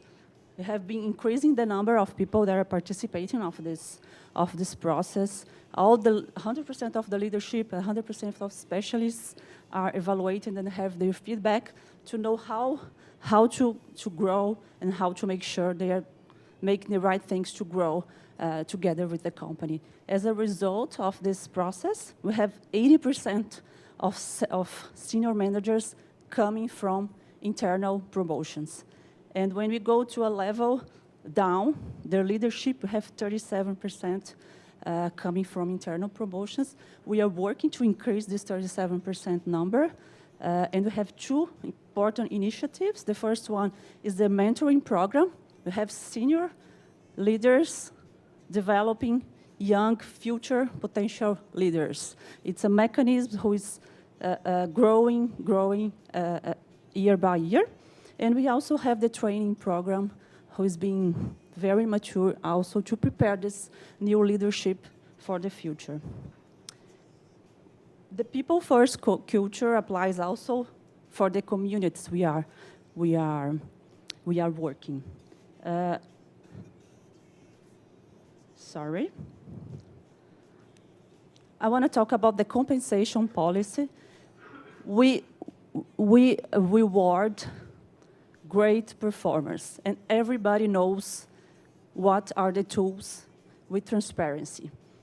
We have, of course, our core benefits, but we also have three important benefits, three important tools to recognize the great performance workers.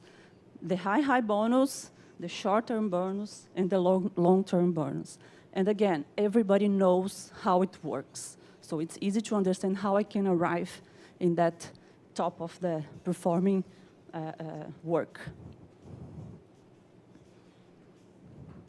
The community is also very important for us. We have more than 6,000 people working in our 6 operations currently.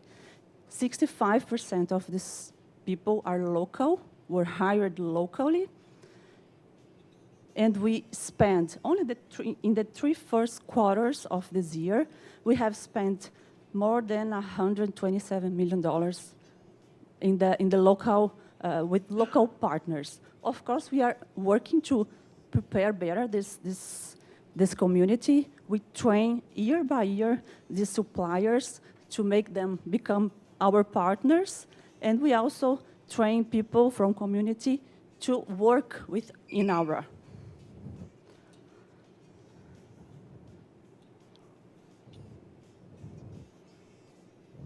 Oops. Sorry. There's something. Just a second.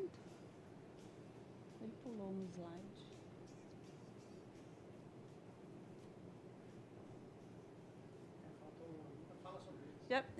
Sorry, there's just one slide missing, but no problem. I just wanted to close giving you 3 examples of how sustainability works in our routine.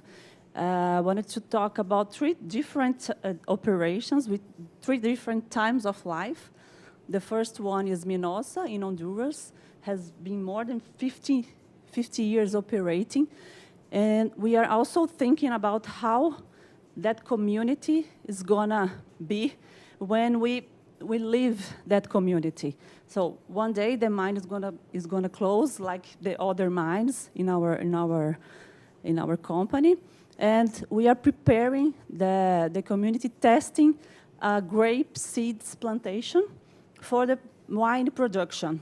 It's a totally new activity for that region, but it's a way to give to that community a different economic activity.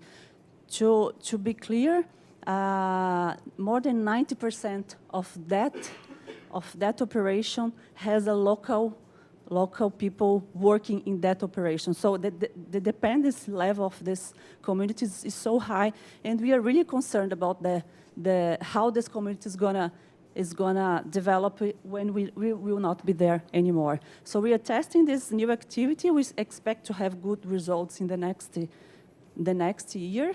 And the second example, the second case I would like to bring is the Borborema. We have it's a super new operation. We just started to produce this year. We know the water is an issue for that region. The lack of water was a concern of the community. We now have a solution. We use the gray water we treat this gray water, and we not compete with the community. We use 0% of the water that the community of the water that is available for the community. In this way, we have water to produce, and the community also is not a problem for the community. And as the last case, Glauber also already said about a unity that is Era Dorada, where we are going to produce in the next years, and we are already listening to that community. We are expanding this people-first culture, not only for the employees, but also for the community. To finish, I would like to show you a video that represents everything we have been talking about, and I'll be happy to discuss with you all these matters. Thank you.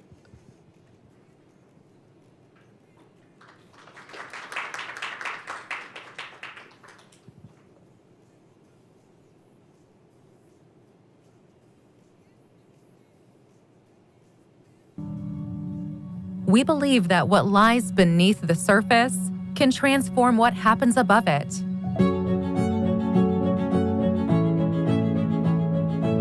It transforms quality of life, education, health, the environment, and tax generation. It transforms the future. We are Aura, a gold and copper mining company focused on the development and operation of projects across the Americas. In Brazil, we operate gold mines in Apoena, Mato Grosso, Almas, Tocantins, and Borborema, Rio Grande do Norte, in addition to the gold project, Matupá, Mato Grosso, and the copper project, Carajás, Pará. In Colombia, we have the Tolda Fria Gold Project. In Honduras, the Minosa Gold Operation. In Mexico, the Aranzazu Copper, Gold, Silver, Molybdenum Operation. And in Guatemala, the Era Dorada Gold Project, along with corporate offices in Sao Paulo and Miami. Our mission is to find, mine, and deliver the planet's most important and essential minerals that enable the world and humankind to create, innovate, and prosper. Wherever we operate, we are guided by the Aura 360 Culture Mandala, which connects our stakeholders, values, and practices, putting people first, fostering respect and care for the environment and communities, and strengthening ethics and innovation to generate value for everyone we impact. At Aura, we have 3 clear ways to generate the value to our shareholders. Number 1, develop the greenfield project that we have in our portfolio on time, on budget. Number 2, intensify the investment exploration to increase our resources and reserves. And third, to continue to grow through acquisitions. Eu estou em Almas desde o começo. Eu vi esse projeto desenvolver dentro do prazo, dentro do orçamento e, mais importante ainda, com segurança. Isso mostra que somos capazes de fazer.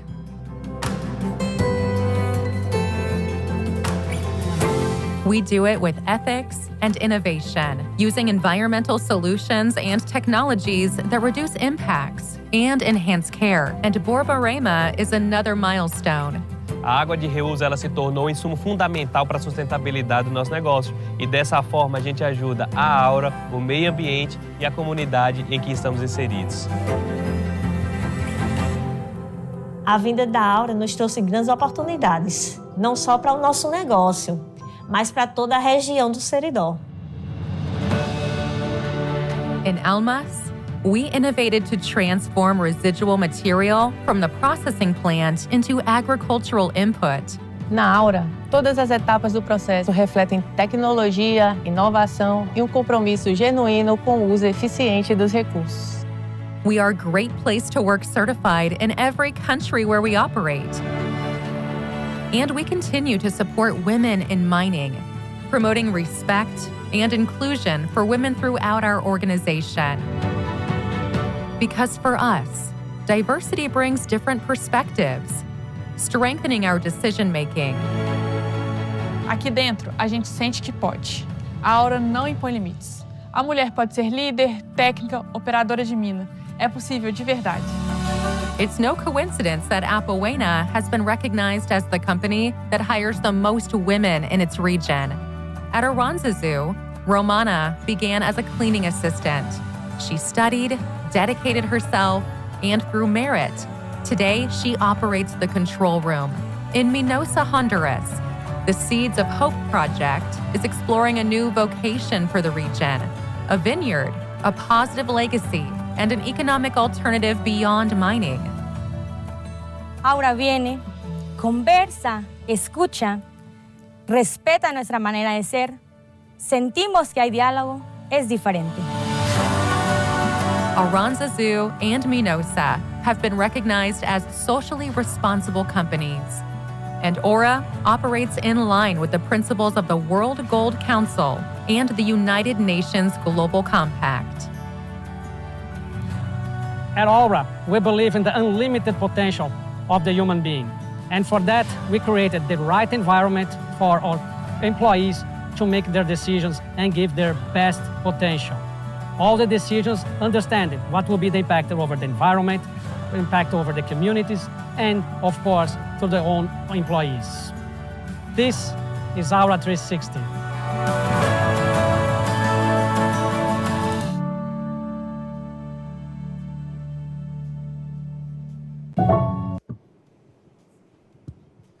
Well, very well. I think we are heading to the final part of the meeting. Just make very quick final remarks, and then, of course, open the floor here for Q&A questions. Just remind what we've been sharing and what we've been delivering to the market. This is one of the highest growth story in the market, number one. Number two, not only the highest growth story, but with the probably the highest yield on the new projects that we are developing. We saw the returns of Almas at gold price $1,600. We saw the returns of Borborema at gold price $2,400. We just released Era Dorada also with a leveraged internal rate of return of 80%. We are not only delivering growth, we are not only delivering high return projects, but we are also delivering highest dividend yield in the world. So highest growth, highest yield on the project, highest dividend yield, and all of that with the highest ESG standards. We've been recognized as one of the most responsible companies operating in Mexico, operating in Honduras, operating in Brazil. I was also recently invited to talk at United Nations about human rights. Very, very few CEOs are invited to that forum. That happened in Geneva 2 weeks ago, which is another recognition from United Nations that we are definitely moving to the right direction. And what I like to say is that we are just in the beginning. This is a company that started the story 9 years ago with $20 million market cap. We are now $3.5 billion market cap. And we are just in the beginning. The amount of value that we can continue to generate is extraordinary, and we will do so with the highest ESG standards. For those that are good, that like to do calculations, I would just invite you just to do a quick calculations. Last quarter, gold price, $2,400, 74,000 ounces of production, EBITDA, $152 million. Gold price today is $4,200. And Borborema was not fully operational and commercial. So if you add the new gold price, put the Borborema in full production, you'll see that we are already significantly higher than 152 per quarter. But there's another thing that happened. We just acquired MSG that is already producing for us. We closed the transaction last week. We don't expect a very high production next year, but they will already generate interesting EBITDA and cash flows. But then you add Era Dorada, then you add Matupá, then you add expansion of Borborema, then you add Almas, and not including new M&As. So this is a unique opportunity of the company that is just in the beginning of delivering extraordinary results to our shareholders. And we do so because of the team that you are meeting here. Of course, we have now with MSG 6,000 employees, but the amount of results they deliver, it's impressive. This is by far the best team I've ever worked with, and still hiring new people, still improving ourselves. We are not the best, but we want to be the best, and we're working hard for that. Thank you.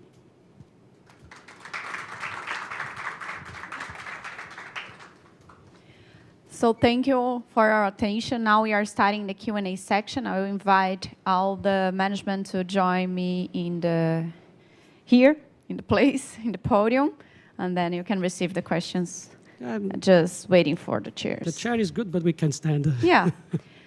First one, okay.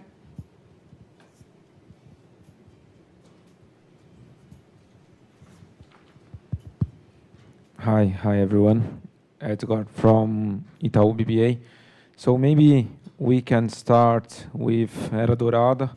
We saw the updated feasibility study today. Very strong numbers above the PEA. I want to understand, Rodrigo, how significant is the updated feasibility study in terms of securing the final permits for the project? So you mentioned that the only pending permit is a municipal one. Have you already submitted the request there? And how are all the social permits that you need? And also, when is the deadline for you to decide whether to proceed with Matupá or Era Dorada? Because now you have Borborema completed, right?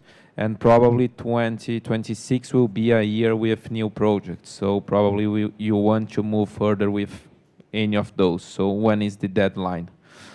And then I can do the second one. Era Dorada, we've been doing, since early this year, a lot of social work on the framework for Guatemala country. It's already licensed. It needs a local authorization to start, which they're required by law to grant to us. There's back and forth. We expect that it can happen anytime soon. Nevertheless, we continue to do social work, and our decision will be very much based on how we feel the communities are supporting us. So far, so good. I think we made a significant progress.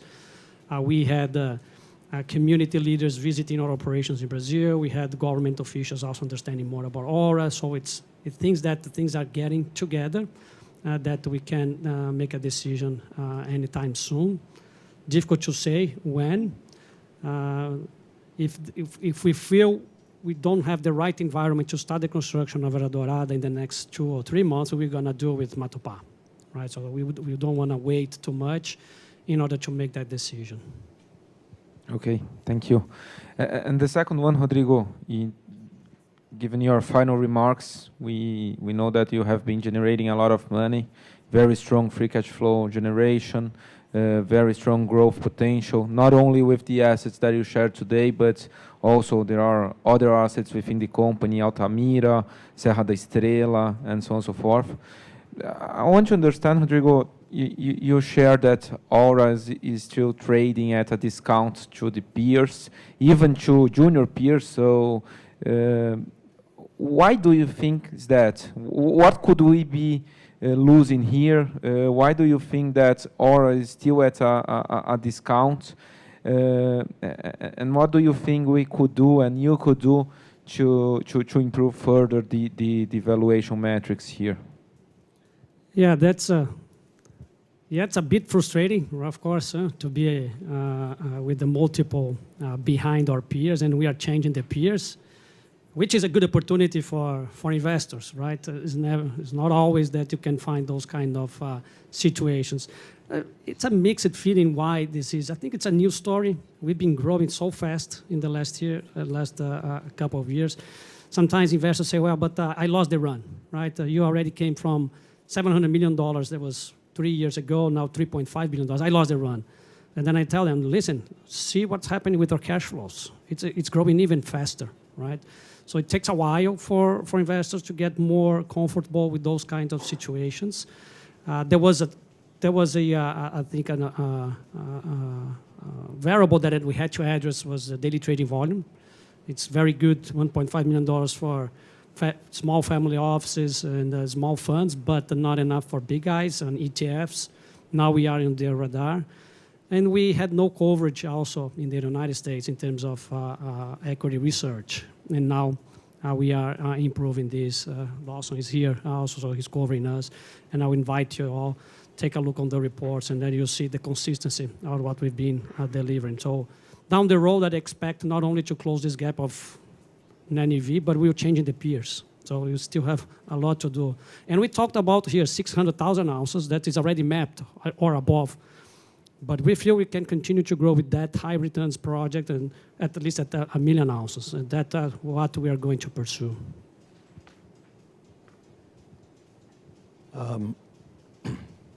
Next, so Lawson Winder here from Bank of America. Rodrigo and team, thank you for today. This has been a really, really helpful update. I think we've all learned a lot of insights about your company and how you guys operate. I wanted to ask about M&A. So congratulations on closing MSG. What is the company's desire to acquire further assets at this point going forward? And what opportunity sets do you see? Would you describe there as being a significant number of opportunities? And then just related to that, the hedging. So the hedging has resulted, and fully acknowledging you've done it for very, very good reasons, but that, with the gold price now up $1,500 since the last time you put hedges in place or more, it's resulted in a drag on earnings. So with the current robust gold price environment, when you think of doing your next acquisition, do you think using hedges again will be part of that? Okay, I'll answer the first one, and I'll let Kleber answer the second one.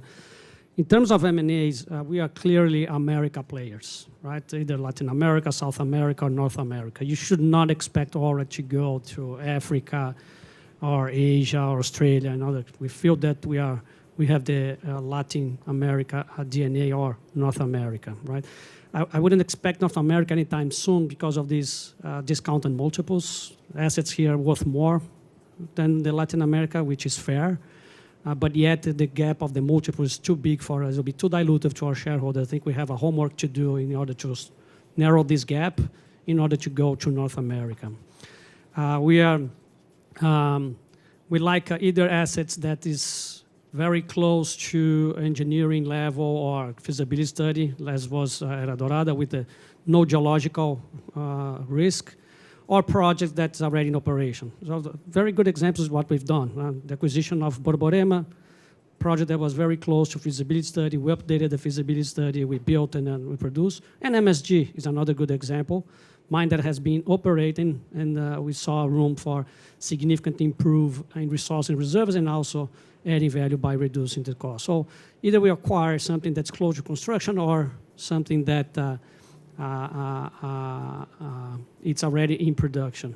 Of course, as the more we grow, the more you should see more larger and larger assets, right? We wouldn't enter in project that would deliver now 40, 50,000 ounces, probably would now going more 50 to 100 or even over 100,000 ounces if we see a very good, interesting value creation to our shareholders, right? And we like both copper and gold, right? The fact is gold is way more fragmented. There are more opportunities in gold compared to copper. That's why in copper is higher prices, lower returns, fewer projects.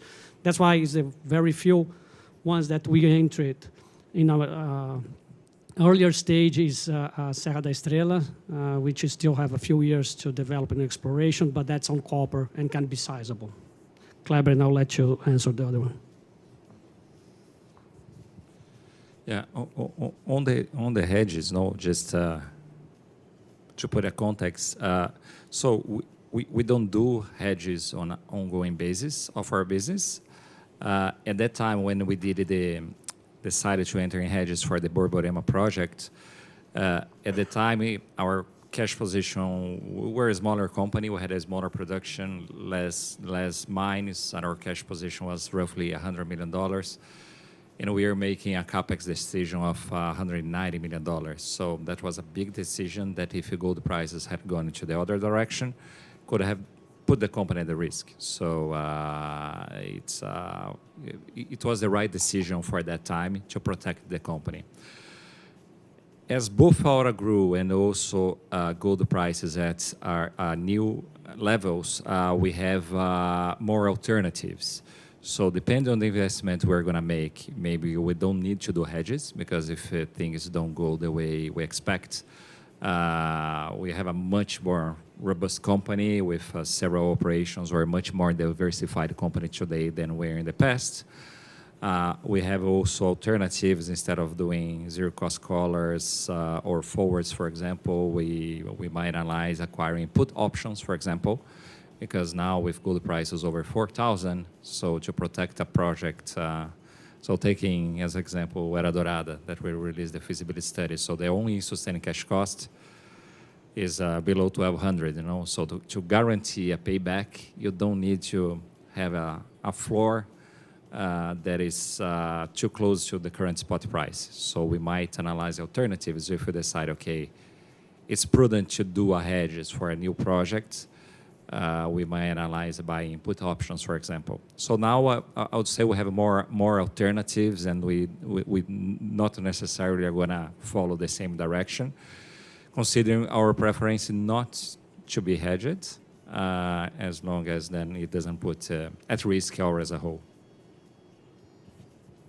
Hi guys, thank you for the opportunity. Thank you for the opportunity. Ricardo Managalia from Safra. I have two questions. First to Rodrigo. I agree that you guys should trade above NAV because you have more growth, higher yields, higher returns, and also your approach towards risks. And I think that balances that you don't have a flagship asset, but why not having both? The returns, yields, and also a flagship asset. So I wonder if you guys consider that.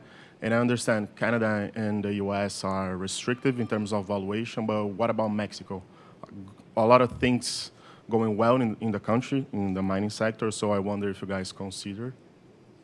No, flagship asset normally costs a lot. If we find the flagship asset that the entry price is good enough for us to have good returns, of course we're going to do it.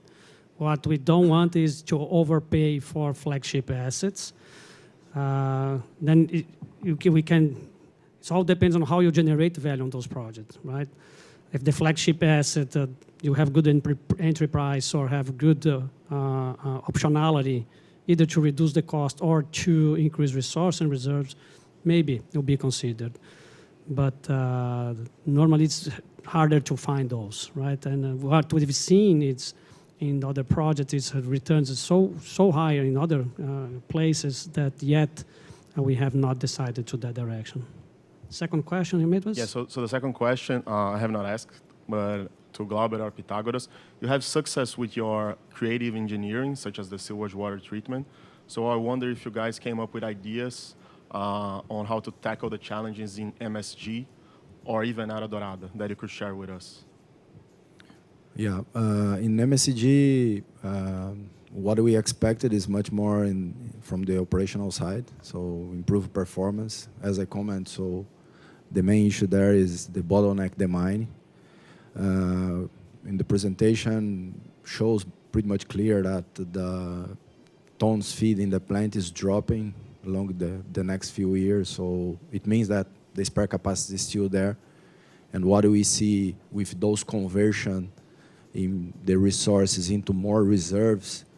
With the same mine development that we have, we can access more ore than actually they are accessing, and we have more ore available to feed the plant. So if we do a roughly calculation, if we can increase the ton that we will feed in the plant in 30-35%, that is the lack between what they are doing right now and they did in the past, we can increase significantly the production, even if we can feed a bit lower grade or something like that, but it's everything there. So it's just this is the main driving for our turnaround in MSG. For sure that structurally the companies, the Anglo used to manage in a different way, a more robust infrastructure, much more control. As a big company, more bureaucracy. That is in a different way that we operate, and we are push down everything to the sides. That we believe, and it's proven in the operation that we are already running, that we can speed up the process to take decisions with that can bring more efficient, and the bottleneck will be better production with lower cost. Fewer people, yes, but in the management side, a lot of things was done in the Anglo used to do in the corporate, and we are pushing to the operation. So from this support area and the administrative mailing, we will increase that, but we can reduce in the other side in operation with better performance. So at the average, we should keep or reduce a little bit the headcount, but yeah, it's the main driver will be increased performance. Related to cash costs, what are the main levers you have in cash costs to be able to maintain your cash costs in the range that you're at now? And then secondly, in the 600,000 ounce production estimate for 2028, is it fair to assume a cash cost in the range that you're at currently? Yeah, the way that we are being able to keep the cash cost in the level that it is right now is it's a lot of effort for sure. That the main reason is the discipline that we are having, keep things simple, and always try for different alternatives. I showed here, like in Aranzazu, for example, we are delivering results for the last 4 years. So even with that, the team is still looking opportunities to improve performance, to reduce cost, as the continual miners that we that I commented during the presentation. Also, it means that those kind of things in a daily basis, like a negotiation with the contractor, we always bring them to the table to share the risks and to be something help for him, for them, and help for us as well. So working in a partnership, beside in other cases that you just hire the service and let them operate, but we go into their management system, we share things with them, so it's much more a partnership, and we give to them some comfort that if something went bad, we can back to the table and discuss again. It's not something that you signed the contract, for example, you need to live with that forever. So we are always negotiating with them. They need to get their margin, but they can get their margin with lower costs as well. So it's the kind of the mentality that we use to share with them. And the new projects like Borborema is the lower all-in sustaining cost and the lower cash cost that we have. And with the new project that is getting in, as Kleber mentioned in their presentation, so we will have the new operation that is come. We expect a lower cash cost and lower all-in sustaining cost than the operations that is running right now. Maybe MSG will be a little bit higher than our average right now, but Borborema fully with lower cash cost will also reduce the total cash cost for Aura, and Era Dorado we expect a lower cash cost as well. Thanks. So yeah, I was going to ask that question, but another question is just quickly on Alma specifically, is the idea there to double production or to take the production up to a proportionate increase in the amount of the throughput, or would you be processing lower grades there with the higher throughput? That's just a quick question, right? Because you're planning on increasing the throughput to 2.5 million tons per year from, like, what is it, 1.75 or something now? So would the production go from the 55,000 to 75,000 ounces there when you do that? Yeah, we are continuously improving capacity in the plant, because the reason that when we changed the original feasibility that was in place when we acquired the project for 2 million tons, when we did the analysis, we had some concern about the capacity of the mine to deliver enough ore in the plant. And to optimize that and also to reduce the initial capex, we decided to decrease to 1.3. But right now, we are proving that we can go further. So we are running the mine with more than 2 million tons tons of ore per year, and we see capacity to go even further. So it's why we are confident that if we increase the plant capacity, we can increase production. Remember that the ore from the underground has higher grade. It means that with fewer tonnage, we can produce more ounces. And also the targets that we are exploring in the surrounding area or around the actual mine, we see potential to bring something with higher grade. So Almas is promising. So we understand that Almas has potential to be big, and we can reduce even more the cash costs and the all-in sustaining costs. Is there, and just to kind of turn the question around, because as a potential investor, they do seem kind of like average assets, like you're saying, and with a lot of potential, and have to figure that out. But is there one that you would say has the least potential of all of them? I mean, that might be a way, because we hear about all of them that have some, but is there one that might have that has like a short life, and you're getting ready to put it, to go to the plant to do the grape seeds or that kind of thing? I think where we see less upside potential until today, it's in Honduras. Although we can extend life of mine a couple of years, or we're doing a re-leaching old pads, but compared to the upsides we have in the other projects, I think Honduras is where we are a little bit more limited, although we continue to invest to understand the potential for. It's the same geology of Era Dorada, so we are now, maybe there's some high grade, and we know there's some high grade veins, so we need to drill and see if there's potential for underground in that area. But it's so early stage that we don't like yet to communicate, because the risk is super high of not having, right? Everything we laid out here today, it's tangible stuff that's already been studied, analyzed with evidence that we can perform. What you've seen that I haven't talked about the potential for underground in Honduras. We have not talked about Serra da Estrela, which can be an interesting mine. So everything that we are putting here is something that has very tangible and analysis behind, with a very good evidence that it was going to be feasible. Yeah, if I can add something on that. So if you look today, so like, for example, Apoena, we are producing 40,000 ounces per year. So the management attention is the same or even higher than the other operations that is producing 80, 100,000.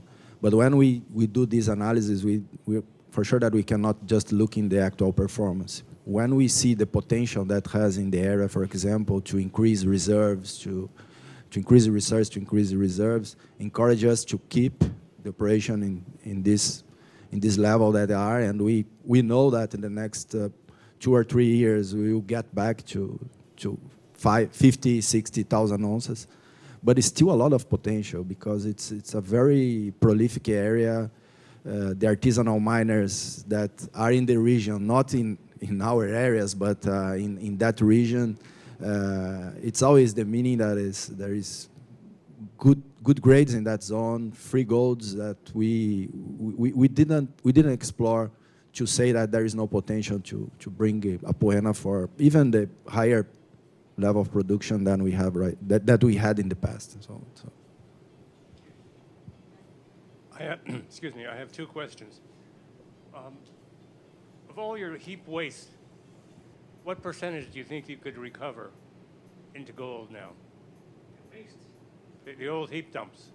Everybody has some. Yeah, we are investing in Minosa, because Minosa, we have more than 50 years of operation there. They are piling in the same pad that we are using today. An inventory that we did with the historical information is around the 600,000 ounces there. We understand that thinking in 15-20% recovery of this ore can be recovered during the life of mine is there that we have more addressed that. The other operations like Aranzazu is more complicated we try to study and analyze something, but we don't have too much successful on that yet. And the other operations are new operations, so there is not that much historic of tailings that was processed. I thought I heard 50.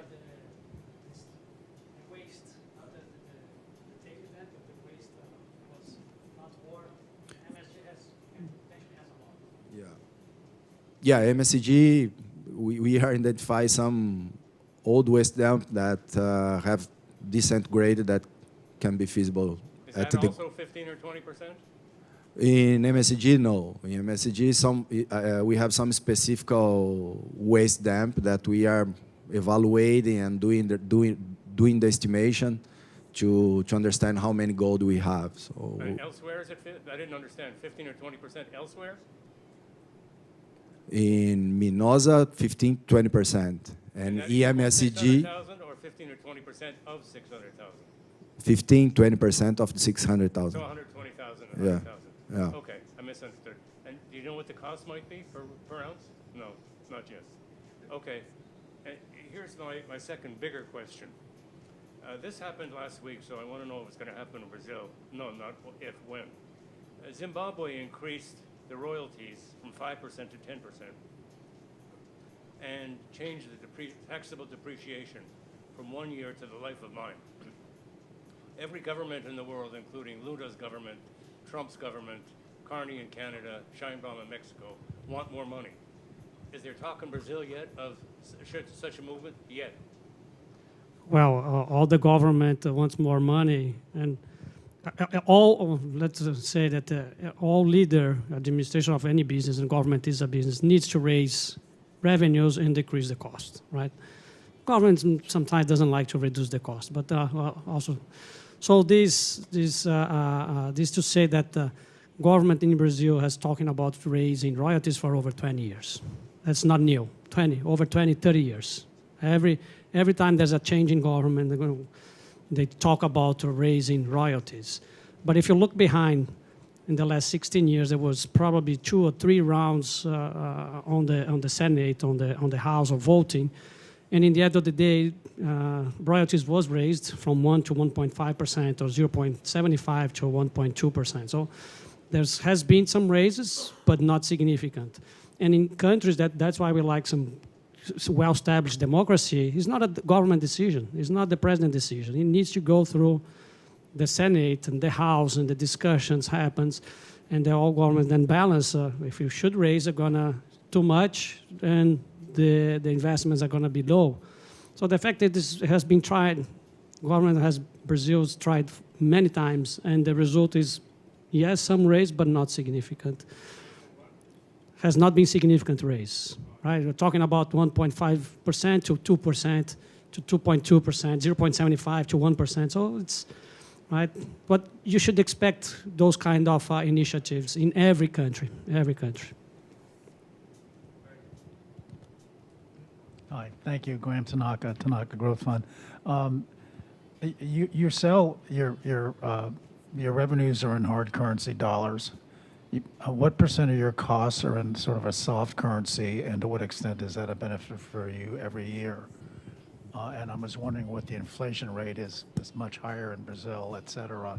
So how does that balance out? Thank you. Yeah, so depends on the jurisdiction. If you take Honduras, and they have mostly a fixed rate as well. Most of the cost is dollarized. In Mexico, is about 50-50, no? And I think in Brazil is mostly in local currencies, 75 to 80% is in Brazilian reais. And then outside Brazil is, more, half and half or more in dollars. So you have that in terms of cost pricing, you have that benefit every year of a cushion of some sort. I'm just wondering what the inflation rate is for labor, et cetera, in Brazil, et cetera, and to what extent do you have to overcome that to maintain? all-in sustainable costs? Thank you. Is it for good or for bad, right? If devaluates is good, if evaluates, it's bad for us. But in the end of the day, if it happens, high inflation means that the currency is going to devaluate compared to the dollar. And the interesting thing that's happening now, that I'm not sure if everybody's following, but with the devaluation of the dollar, well, the countries in developing countries has appreciated compared to the dollar. But that's because dollar devaluating and the gold price is increasing. So overall, I think that you cannot be more protected against any kind of inflation, devaluation of local currencies by investing in gold. Thank you. My other question is, I'm just wondering in general, you've got a lot of moving parts, but what the internal rates of return on prospectively for M&A versus internal projects like exploration. Thank you. Yes, so in general, we look for at least 20% internal rate of return in general for new projects. Of course, we adjusted that depending on the risk. And this is looking usually long-term consensus prices, not spot price. The higher the risk can be either in terms, okay, one acquisition that is going to require significant turnarounds, or it depends on the jurisdiction, or if it's a greenfield that we have to build, the higher we try to push this 20%. So this 20% I would say is the minimum, but if you take the investments we did in the last 4 or 5 years, all of them were way beyond, above the 20%.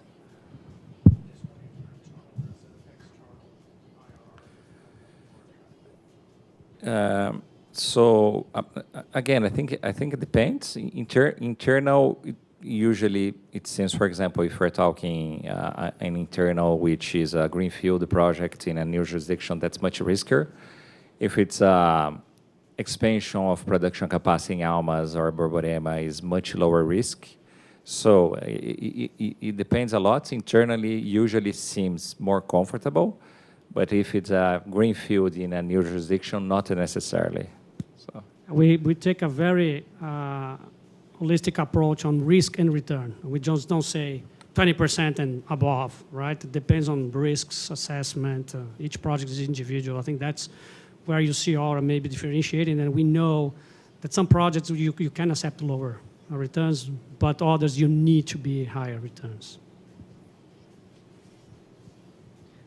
Just going back to the hedging issue, right today, my partner just priced it. You could lock in $3,000 minimum price and over the next 12 months and give up $50 if the price goes over $5,000. Zero cost. Now, you have a low ASIC, $1,200, but if you look at $3,000, you have to understand a year ago today, the price was $2,500, and we were never over $3,000 except for the last 9 months. So I don't think this is a bubble in the gold price. I think that the gold price doesn't go back to $3,000. But this sort of catastrophic insurance where you're giving up 1% or your policy is costing 1%. And if the price did fall, say, to $3,800 or $3,700, as some people think, you could always, sell that, put back for several $100s additional profit. Does that not make sense financially? To acquire, let's say, an option for 3,000, for example, to hedge against downside risk. So we don't speculate on where gold price is going, and we, like I said, we understand we should be exposed to gold prices as much as possible because our investors, when many of them have a positive view, or have like Lina's view on gold price. And individually, each investor the investor can itself like buy instruments, okay, to be like long on the company, short on the commodity. So we leave that option for the shareholders, and then we just like buy this kind of insurance because a derivative is an insurance, and has a cost. So historically, we just have done when we have justifications to show, okay, this is a very big investment for the company. If things go in the other way, can put the company at risk, then in those situations, we do hedge. But other than that, we leave it for the investors then to hedge themselves if they have similar view, for example.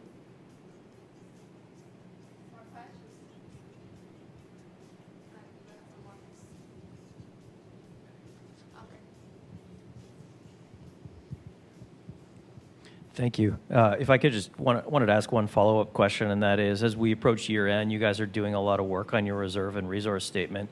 We've seen one of your peers, Eldorado, they increased their gold price assumption by 17%. Got a nice benefit from that on a couple of their assets, giving them the ability to extend those mine lives.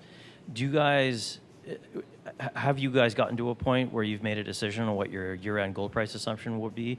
And are there any assets that might stand to benefit in terms of a potential life extension from a higher gold price assumption?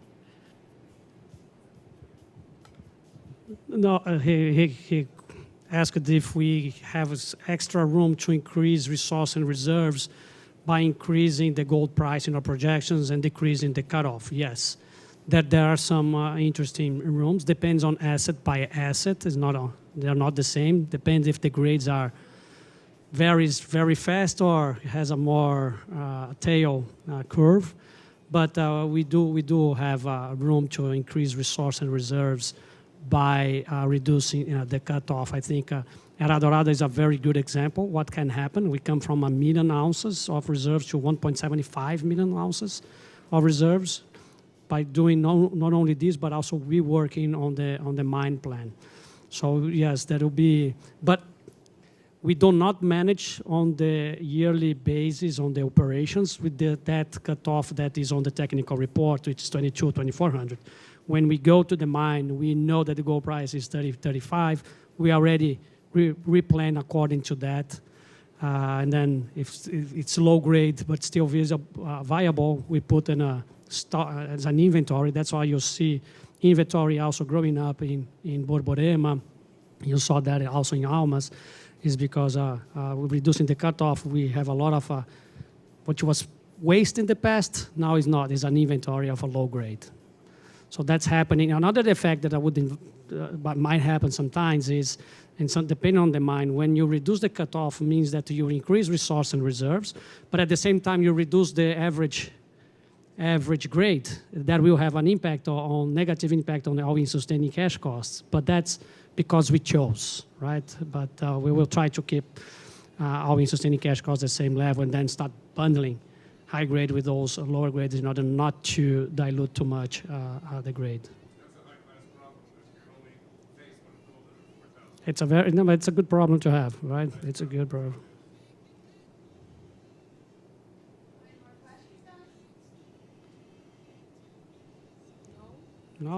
No, very well. So again, I thank you for being here, and thank you for the team for the great presentation. It's extraordinary what we've been achieving, and we are just in the beginning.